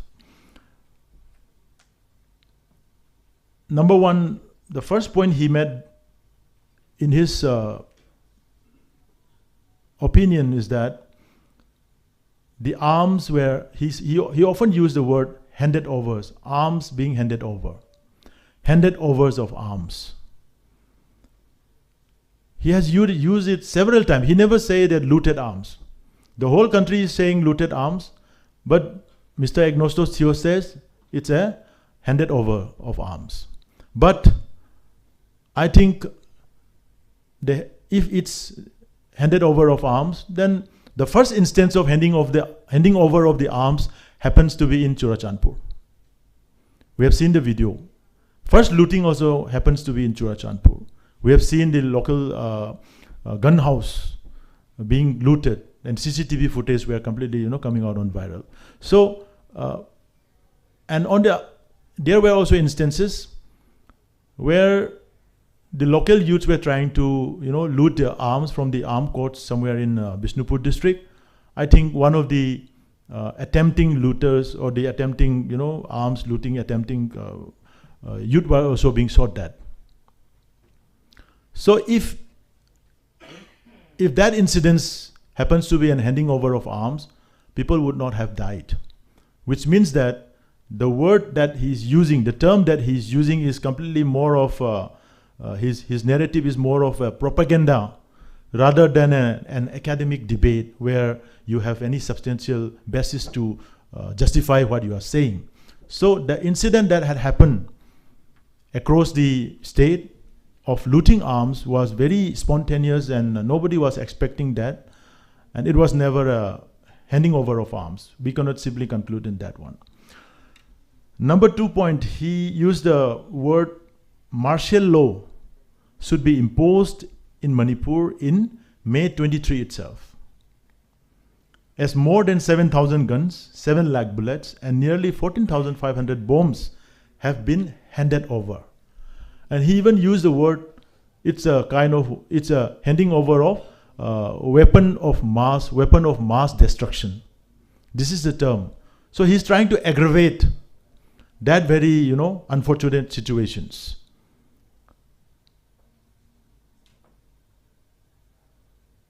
In her next point, he said, our armed forces are now at risk and already losing their lives because of these guns. But as per the records that COCOMI has, till date, all the armed forces which Mr. Agnostos Theos is referring to, the central armed forces, and even the state armed forces, state police, everyone, whoever died during this crisis are from the bullets of the Kuki militants and Kuki terrorist bullets. Not a single armed forces died from the bullets of village volunteers that belongs to the Meitei groups. So what he is trying to justify is completely opposite. He is trying to justify that the looted arms are being handed over by the state to particularly to the Meitei Lipun and Arambam Tengol. He has mentioned it. But the losing of lives, armed forces lives, was from the bullets of the other side, from the Kuki militant terrorist groups. So he's contradicting himself in this line. Then he also claims that Arambam Tengol is now openly, proudly and publicly opening branches across the country. First, he tried to label the looting of arms as a kind of, handed over arms. And he fixed the responsibility to Arambam Tengol and Meitei Lipun as 90% of the arms being, looted or handed over to them. Then he come into the point that Arambam Tengol has already started opening branches in mainland Indian states.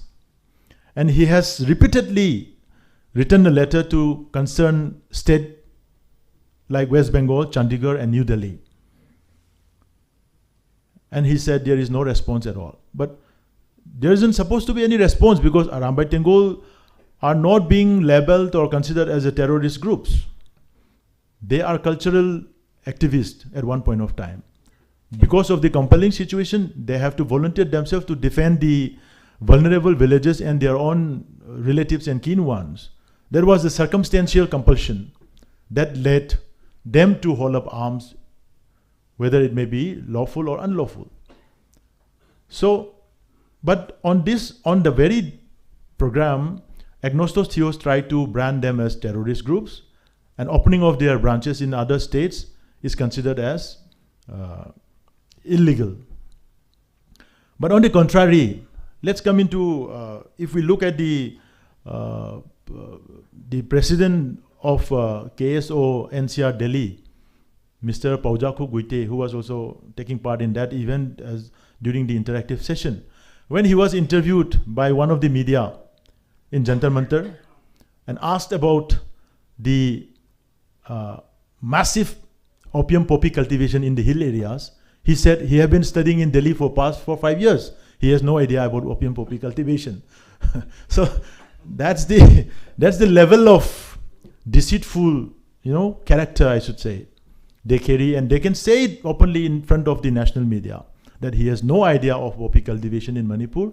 He came to Delhi for studies, he has no idea, and he is in Delhi for past 4-5 years. So that is where agnostic CEOs must pay much attention. Another point he made is violence and arms.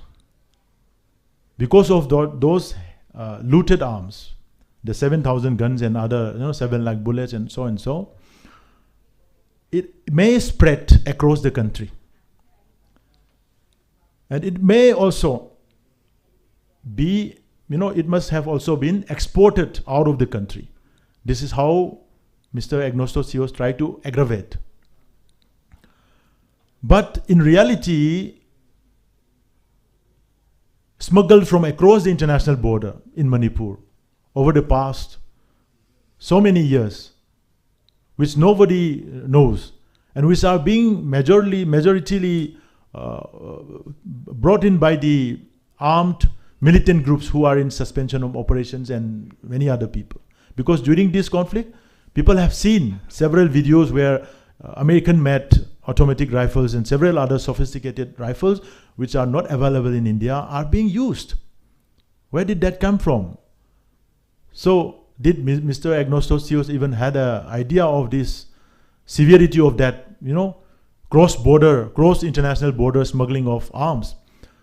Huge number of gelatin sticks and IED materials are being confiscated in Mizoram during this conflict.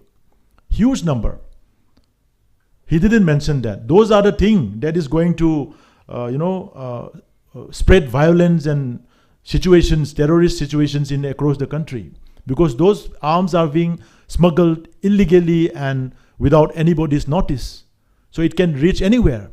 But those arms which are being, taken over from the arms code during the conflict by the local youths are maybe still, confined in this valley because there is no other means to take it beyond the state.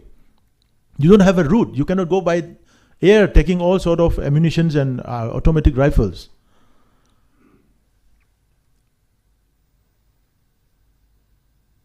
And we already take our position that narco-terrorism has already spread across the states in northeastern India. And we have already made our appraisal to the concerned state governments in northeast to come in together to have a dedicated narco-terrorist cell or enforcement bureau so that the issues can be handled in a coordinated manner by all the states together. So this is the more serious question, issues than what Mr. Agnostic has been trying to propagate. Another important issues.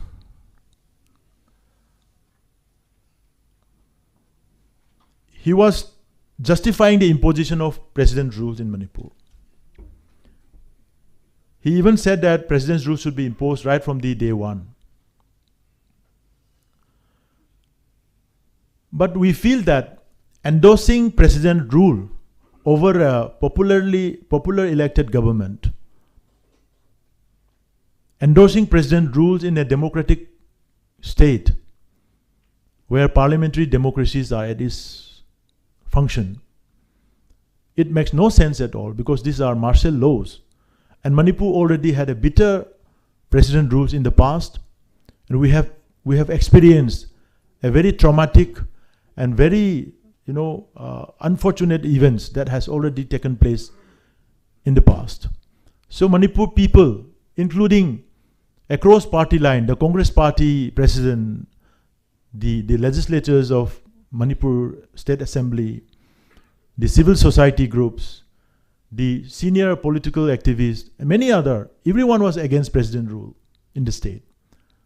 But even if it's against the interest and appeal of the entire population, the government of India still decided to impose president rule, justifying it through a very,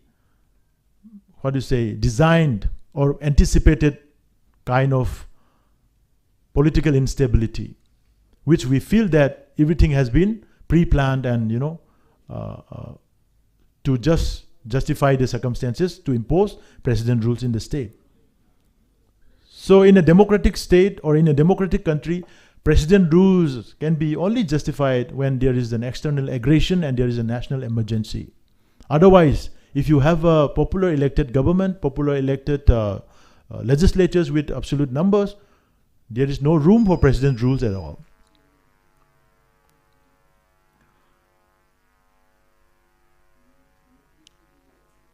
The army has been operating with its hands tied, and hopefully that will change now. This is another statement made by Mr. Agnostos Theos. I think he is more into supporting the martial law. He wants the army to reign in Manipur. He don't believe in the democratic process. He don't want the people's representative to administer over their own people. So such attitude and justifying the army's role, army's aggression, is something that the separatist groups that belongs to the Chinkuki communities have been pursuing for the past 2 years. And it is in the same line Mr. Agnostos Theos is trying to pursue. In the latter part of his narration, he identified himself very clearly. Maybe it's out of, his subconscious state. While he was trying to quote the Solicitor General of India, he identified himself that the solicitor stated in court, Lordship, this is a Sikh gentleman, Sikh means the Punjabi Sikh gentleman with a Christian name, runs a business chamber and lives in Pitampura. He was quoting the statement of the Solicitor General giving in the court, but he's introducing and identifying himself that he is a Sikh Christian. He runs a business chamber. He lives in Pitambura. So the Solicitor General said he has no locus to issue any or to ask any questions or to show any concern in relation to the state of Manipur. We also feel the same. As I told you in my first part that Mr. Agnostos Theos has no credibility at all to discuss on Manipur. If he is taking position, if he is being a neutral citizen of the country, he can have a very holistic approach and he can appeal to both sides of the community to settle down, to come in a process of reconciliation, to come in a process of dialogue, whatever. But he has already taken his position in his previous interviews.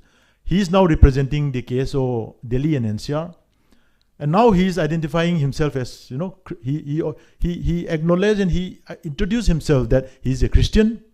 He runs a business chamber in Pitambura and lives in Pitambura. So where is his locus again? We want to ask. And how come he could, organize that event without even having any, responsible organizers to take the responsibility of that event? And lastly, but not the least, I would like to conclude with these points that we are trying to, initiate such kind of engagement, maybe in the form of rebuttal, maybe in the form of reviewing, because over the past 21 months, many of the mainstream media channel, many of the people, if we go through the timeline of the events that started on 3rd of May, if you look at the timeline of event and the activity that's going on across the WhatsApp groups that belongs to those separatist groups, it is quite evident that everything was pre-planned, premeditated, and many of the national medias are being engaged in advance to pursue their agenda. And it took almost 20 months for us to, realize and take decision that such kind of misinformation and disinformation campaigns needs to be tackled, handled, so that some sense of truth, some sense of reliability should prevail, so that every concerned citizen of the country can take the can help themselves in taking judicious decision. Thank you. Thank you, Atoba. Now we come to a very important part of this session. We will have an interactive session. I shall be requesting our esteemed guests to raise questions, to point out to the person they are raising the question. And we all know you because you are all esteemed persons, but for the convenience of those watching online, I shall be requesting those raising questions to identify themselves, so that people who are watching online, they will be benefited. So, but they will not be directly answering all the questions at one time. They will they will note down the questions, and after they note down the questions, all our esteemed panelists will give the reply one after another. So the session is. And I think our esteemed guests will not mind a cup of tea also. Thank you. Okay.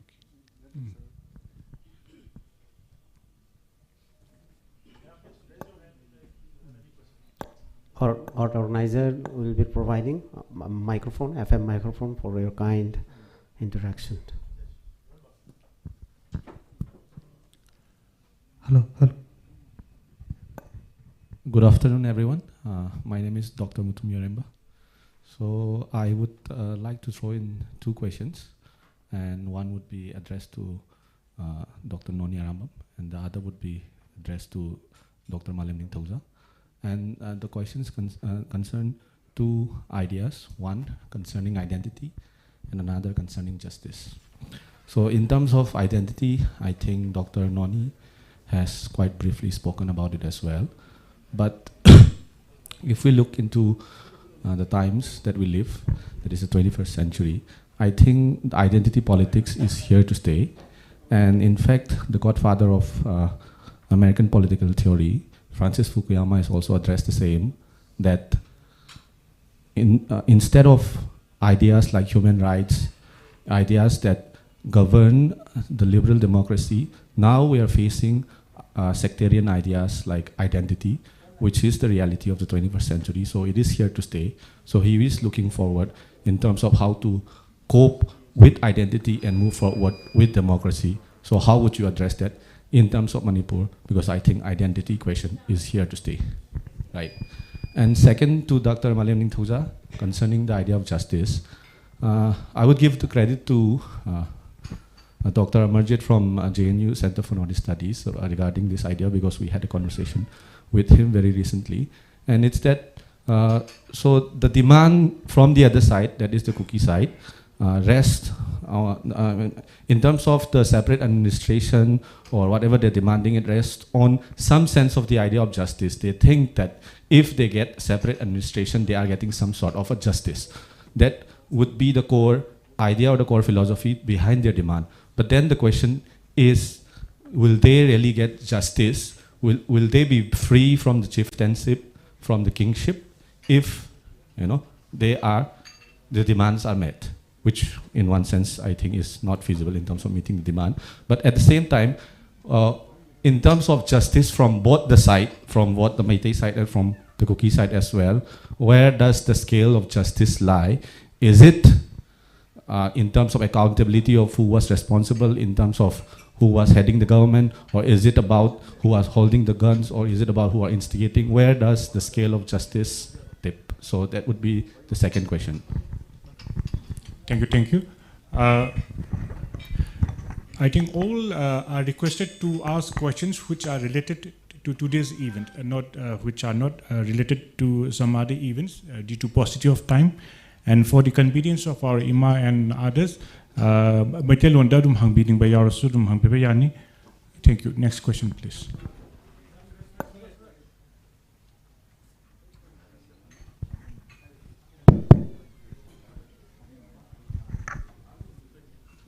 Good afternoon, everybody. My question is towards our. I'm very sorry to interrupt because so many people are watching online. Okay. If you can identify yourself. I'll do that. My name is Laisram Breeze Kishore Singh, and I'm here to, it's a wonderful session we are having. No doubt, this Manipur ki Baat has opened up a lot of questions, I believe so, in Delhi and others. No doubt, as our brother Athowa has raised the question, who are the organizers? But looking at the session, I believe out of the 6 panelists, 3 of the panelists have done justice to the issue. I believe so. It can be answered by any of the panelists whether the session done was justified or not. And my specific question goes to our Oza Homen Thangjam, as he countered Sir Pillai. I believe Sir Pillai have mentioned few points where the problem are to be solved by us only, because we are here and we are supposed to solve our own problem instead of running to the Delhi. And he has pointed out the issue of delimitations and other few points. So what are your takes on those? And even the ST demands, what are your takes? Because majority of the Meitei have the inclinedness, or majority of the Meitei population has been demanding ST status, and it has not been issue. And the issue of the GK Pillai have, Sir GK Pillai have raised a question about the, I think, the boundary issue also. What are your take on all those issues, and what are our difficulties, and what is the steps we are supposed to deal with? Because I believe he has given a positive point of view. Thank you. We'll take 7 more questions, very short, very pertinent.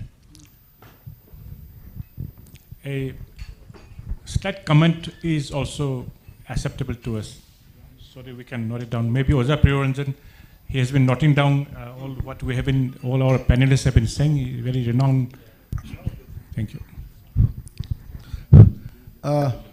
My name is Takelabam Sana Jogba.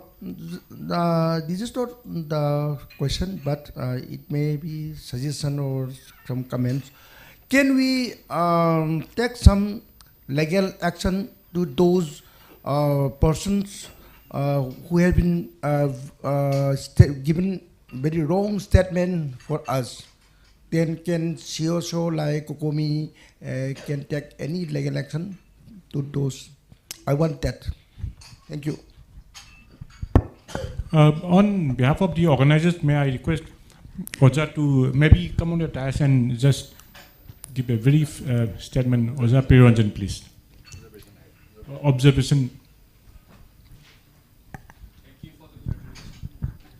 Thank you. Thank you. No.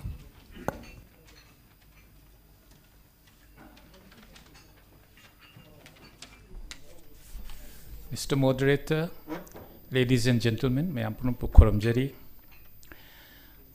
I think this Manipur ki, should we say, conference is good for everybody. Why? Because that particular platform reflects how India's intellectuals and people interested in the Manipur conflicts are now coming to better senses. Narratives which were biased towards one community or another community are now softly disappearing. There now seems to be a common understanding in India, and more so in this Mann Ki Baat, that we need to solve the problem.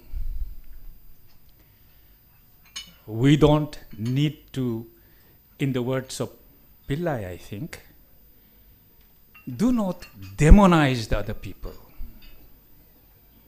look at how India's intelligentsia, India's power that be, India's influencers, you see, they are coming to the truth of the matter.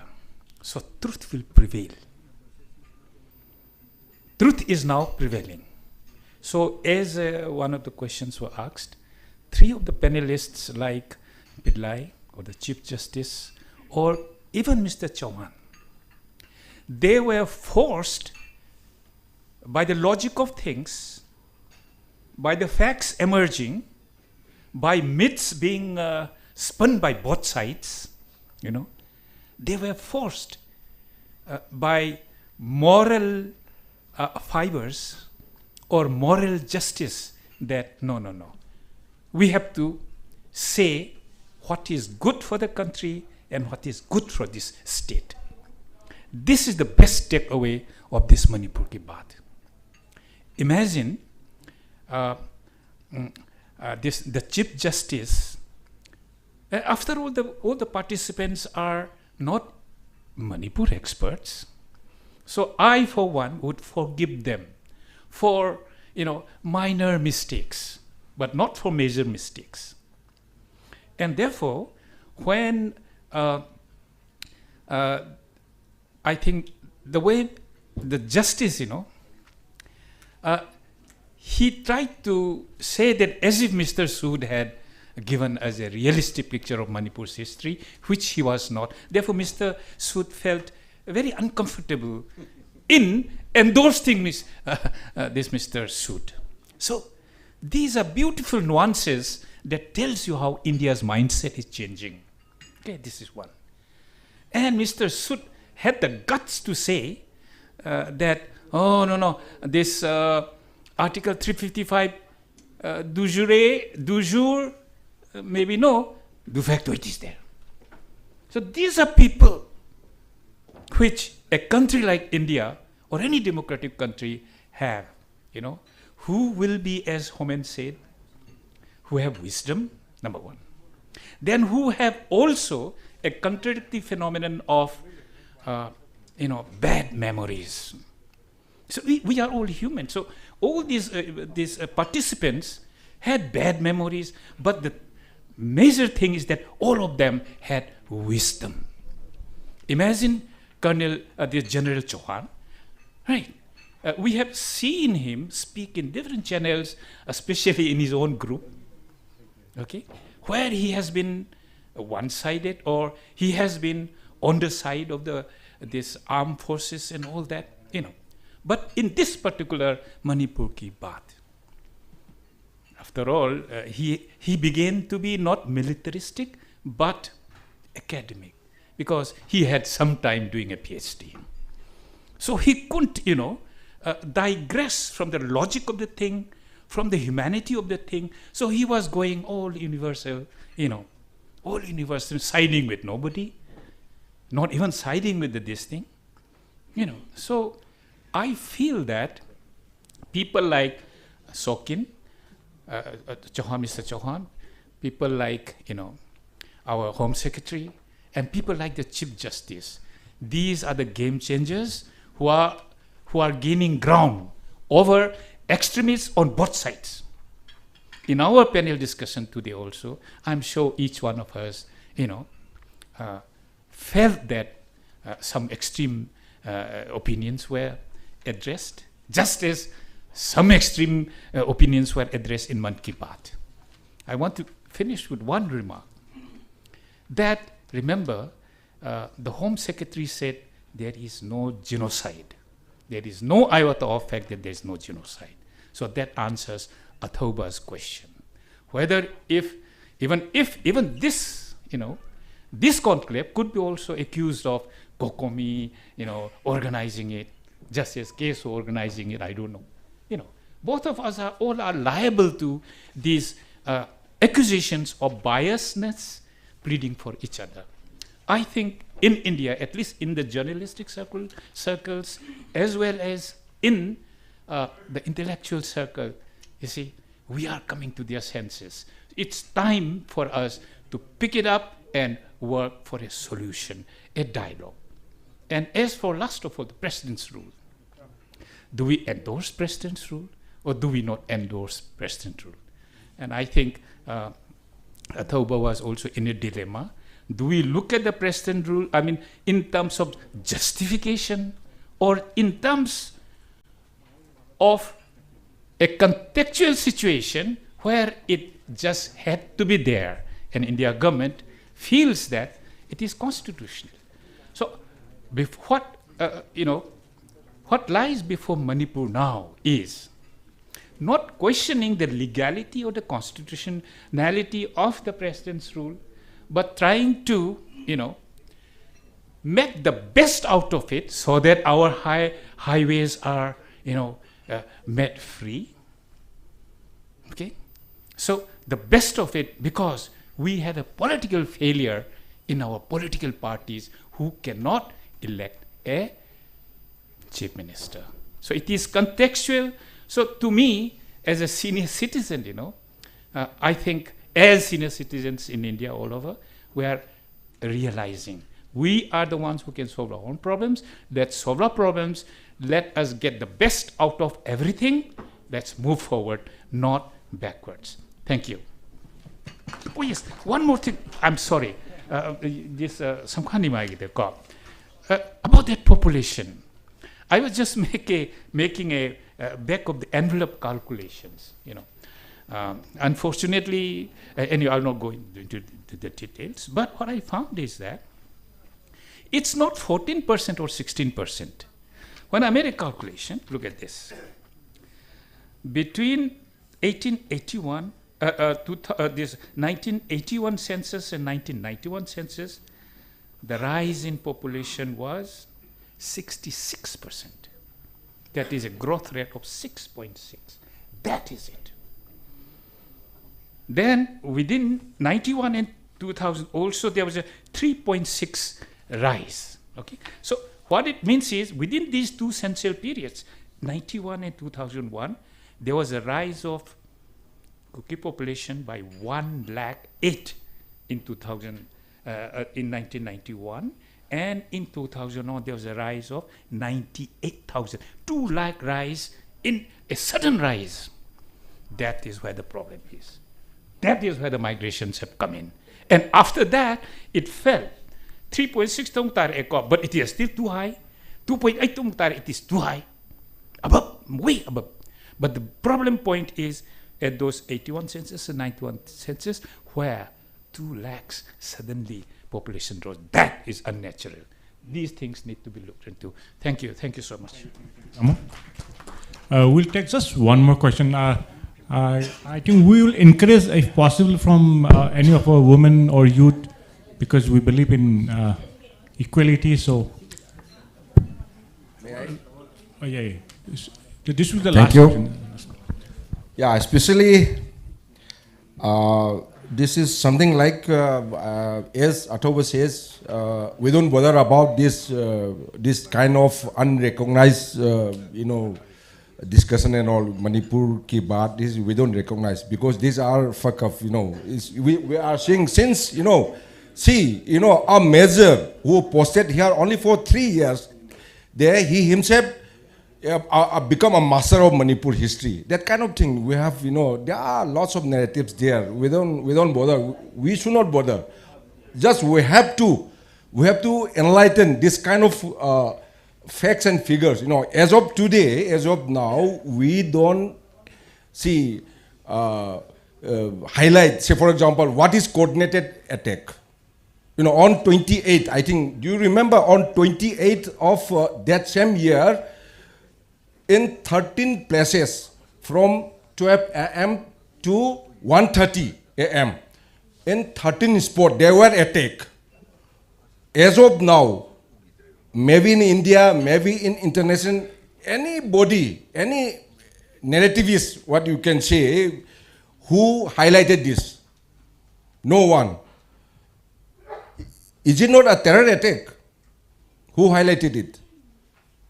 So we just have to at least highlight those facts and figure. We must have, as as you know, you have all the these timelines and all. Just you have to point it out to the national level.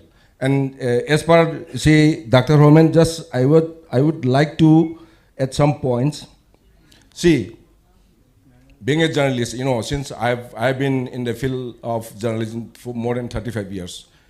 Which place I have been when, from Singhat to Kumunom, not Kumunom, yes, Kumunom, Hingtam Kuno, there are 18 kilometers from Singhat. We have to walk by walk. See, this is only, I'm giving you simple example. If you go there, cemetery, if you go there, graveyard, you will find out. Born in there, died in here. Each and every graveyard, you will see. What is the evidence of this immigrant? This is proof that. See, born in 1958 there, inside Myanmar, died in here, grave here. That kind of thing you have to collect it. There are lots, even in Indo-Myanmar border in More, you will find it. Lots of, just I'm taking only this simple example. See, Kumunom, Hingtam Kuno, Hingtam Kulen, Hajrang, if you go anywhere, you will find it. Then again, one Yamung Nimai, see, talking about your census report. It's a very, funny part. Uripok. I'm from Uripok, and basically just I forgot to introduce myself. I'm Rattan Luang. I'm Vice President of Uripok Upon Maloof. I'm resuming our census report. Yamu is very interesting. Uripok don't have any scheduled tribe pocket. There is any pocket there in tribal village in Uripok. But 33, I think 33% of scheduled tribe voters there in Uripok. I think in the year, which year they have already quota, make a quota for ward commissioner. Even this year also they tried. We, Uripok, we fight to the even court, even Mahot Minister also. We just ask, we challenge where they're from. So you're talking about 2011.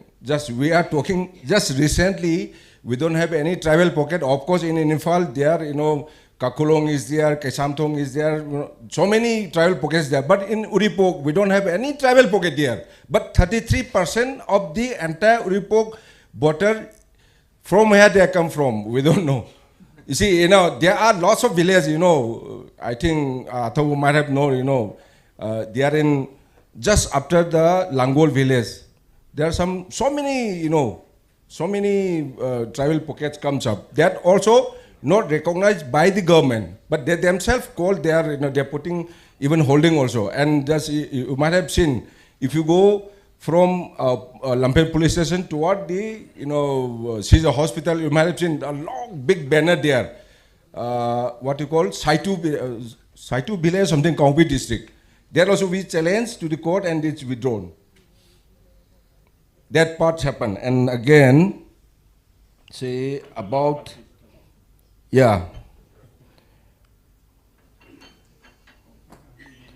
Mr. Noni's remarks, it's okay.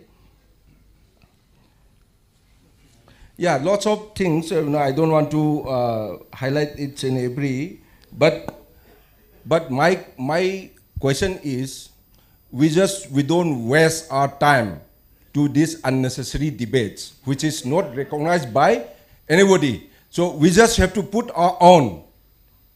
We just have to put our own narrative, but not particular community. For the based on facts and figures, that is we must require, because we need peace. We agree to you. We agree. Thank you. And I shall be requesting Yampung to start replying from the right side. I think he just asked. He was commenting. Oh, the commenting. Okay. Malem. Well, Yoeremba, let me be very brief. No. So yeah, he was talking about justice. Justice, okay, it's a concept. And every society, every country, or every organization is trying to enforce their versions of justice. And there is no permanent or fixed method and model of implying justice. I have my nephew, Leklai, who believes that there will be justice to the universe if the entire human race is destroyed. There will be peaceful. That's our model of justice. Likewise, coming short, power will decide justice. It will become the dominant version. Land belongs to the powerful. We have to see that the idea of Manipur would be able to be defended. It has to be defended through negotiation, diplomacy, and use of powers and arms struggles. That's it. The last one from... My response to Dr. Yoremba's question, that was a very powerful question, but Francis Fukuyama is not very happy with identity politics as well. He uses this term called identity liberalism. And he says that this has problems because this has given birth to narrow identity politics of ethnicity, racism, religiosity, and white nationalism, etc. So therefore, so this whole idea of identity, that's what I was trying to say. This is not homogeneous as we are projecting to be. So therefore, identity politics has to be carefully re-examined before we talk about separate administration on the basis of identity. Thank you.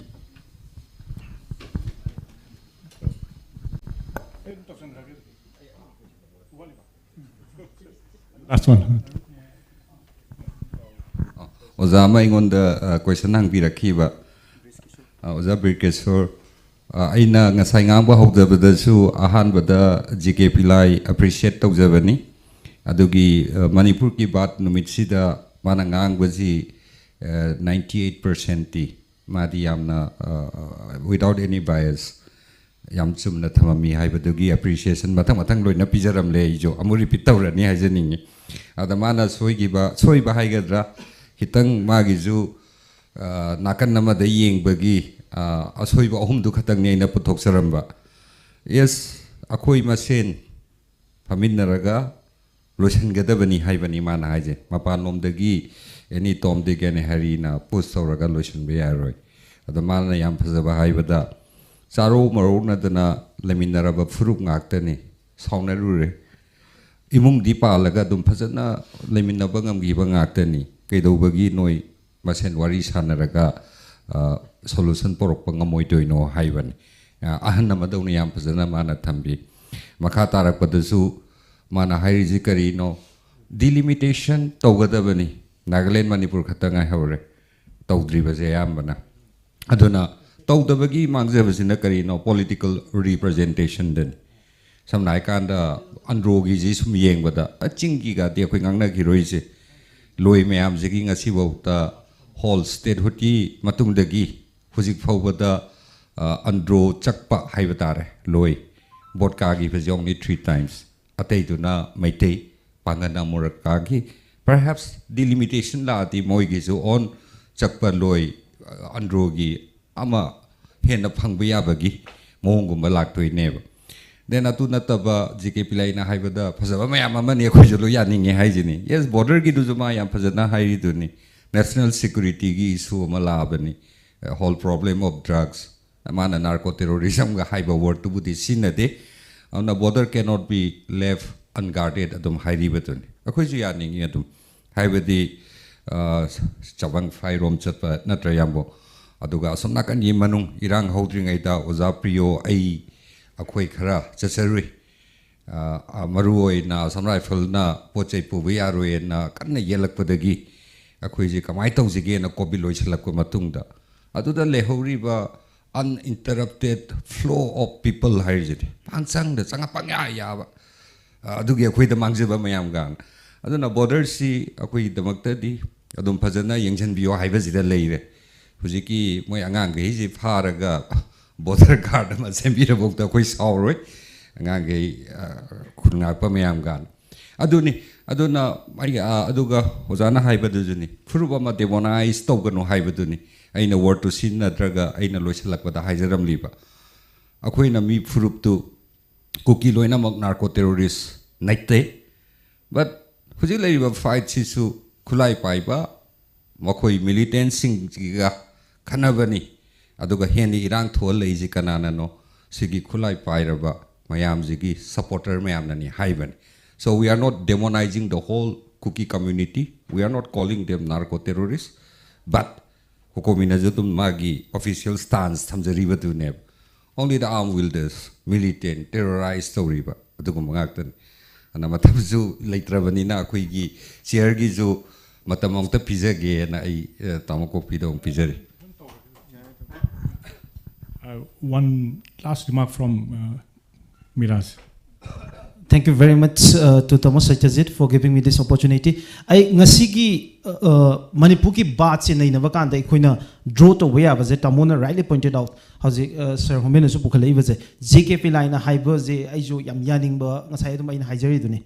I nothing but appreciation yam tawningi mana rightly dissect over point mayam yauri mayam du de ikoina learn to way abaze sida phambiri ba masak nai academicians sing yauri Manipur ke koi respect orga lakshaba look up to civil society ki leaders mayam yauri man haibam yauri the Manipuri should solve the problem kanam tan solve to we are mayam na mating pang bai wane noi na sana solve to godong nes sida khoi ki democratic spirit amadi free people ki spirit cha sida reflect to godong ne haibadune number 1 ani shubada insecurities ki matang da ma hai every time ma khakten te Arambam na ngangbo egera moi yam toi haiba poni Nagas are insecure. The Nagas are feeling insecure. Cookies are feeling insecure. Maitais are feeling insecure. Chamana Pangalzo insecure. Fill the web. Everyone is feeling insecure here. I quick insecurity say Kanagi Mayok to know lies.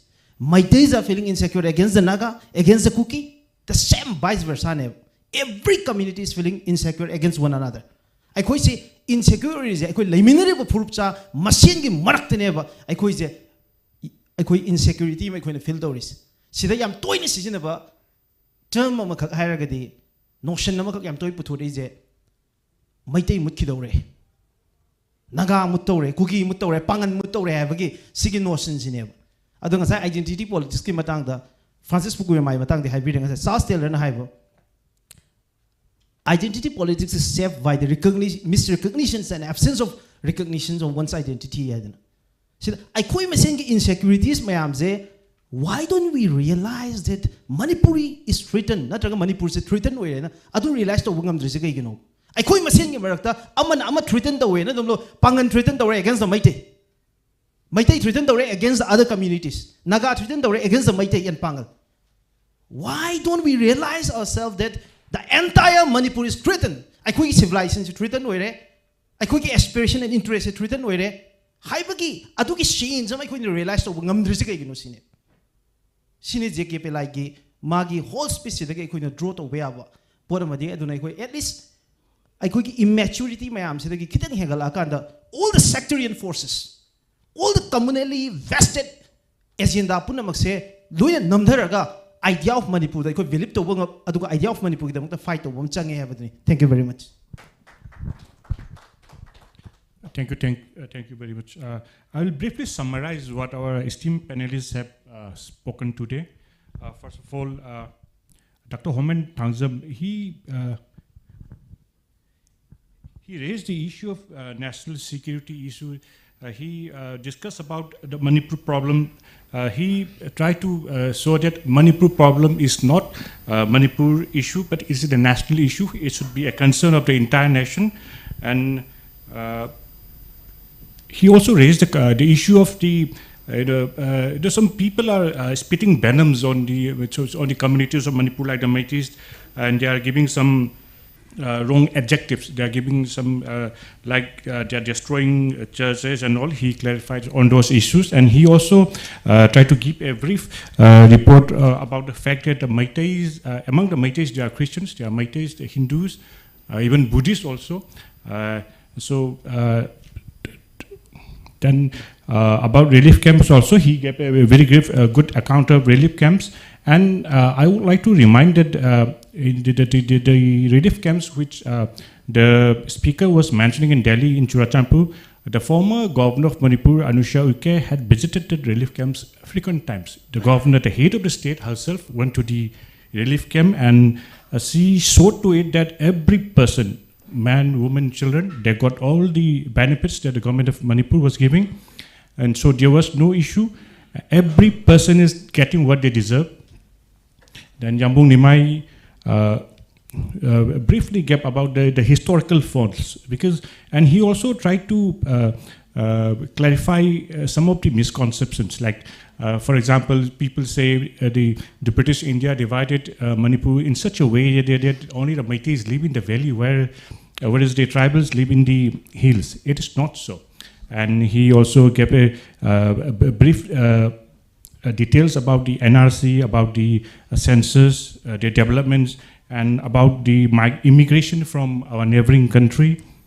About the border fencing also, he briefly mentioned. Regarding border fencing, I would say that there are different types of border fencing. I will just, in Manipur, we have a single layer border fencing, and the Assam Rifles is deputed there to fence our border.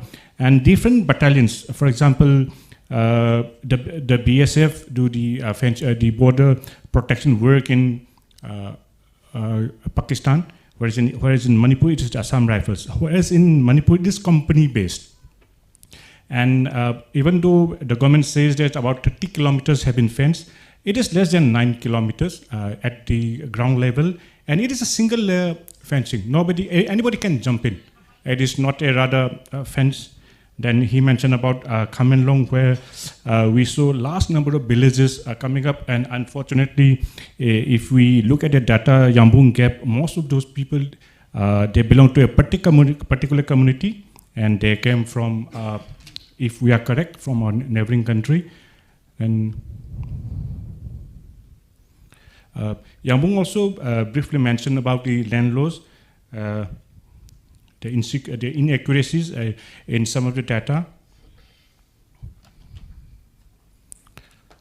And Dr. Noni gave a very good assessment about land, the inequity. He gave a very theoretical and practical aspects of the discussions. Dr. Maliam Nithoja also, he presented the historical aspect. And I would like to add that some people, they normally said that our boundary was fixed to the valley areas. Then we need to remind ourselves that we already signed an Anglo-Manipur Defense Treaty as early as 1762. And then we have to refer to Yandabo Treaty. Then we have to refer to Manipur Treaty, Jiri Treaty, even though in 1833, we have so many, the government of, no, we cannot say the government, the Kingdom of Manipur had signed so many treaties since 1762, and all had very well-defined boundaries. The only unfortunate part is that of our generation today, they are not aware of our history. I think there is a need to introspect in our own history and know the truth. And he mentioned about some independence about the people in the hill areas. I would say that people were independent due to the magnanimity of the Manipur kings. People were allowed to practice whatever religion they wanted to follow. There is one aspect which Dr. Noni mentioned. Then Khuraizam Athoba, he is the main architect of the entire show today. And I was very happy that when he called me up yesterday to be the moderator, and I said, I will surely do. In this aspect, I think what we need to introspect is people try to tend to call the civil societies which emerge out of Manipur as Meitei civil societies. We have to break that cocoon, and we have to show to the world that we do not exist as for a particular community, but for the entire people of Manipur. Thank you, Khuraizam Athoba, for saying that. Then we have very young and emerging, he anchors very well also. Miraz, he spoke, he was quite sentimental at the beginning of his speech, but he gave a very well prepared presentation. Thank you all for your time. I think with this we come to the end. And before that, I would like to thank Tamo Priyojan for your good, nice observation, to all the persons who have taken out your time, precious time, to be with us. Thank you all. Thank you very much. Thank you very much, our respected panelists, for your kind and truthful informations and valuable speeches in our panel discussion today. We now come to end this significant discussion. We take a moment to express our sincere gratitude to all our panelists, our esteemed audience, delegates, media personalities, and our dedicated organizers. On behalf of COCOMI, I extend my vote of thanks to everybody who are gathered here, especially our media persons, TV channel, Manipur TV channel, local TV channels, and Dr. Bishwajit Singh Arambam for kind sponsorship of this refreshment. He's still working in UK, United Kingdom. And once again, thank you very much for your kind extension of your help, kind help, and other necessary help. We invite all our esteemed guests for light refreshment and further this one discussion. Thank you all for participation, support. Stay connected with COCOMI through our newly launched YouTube page. Have a great evening. Thank you very much. Thank you all.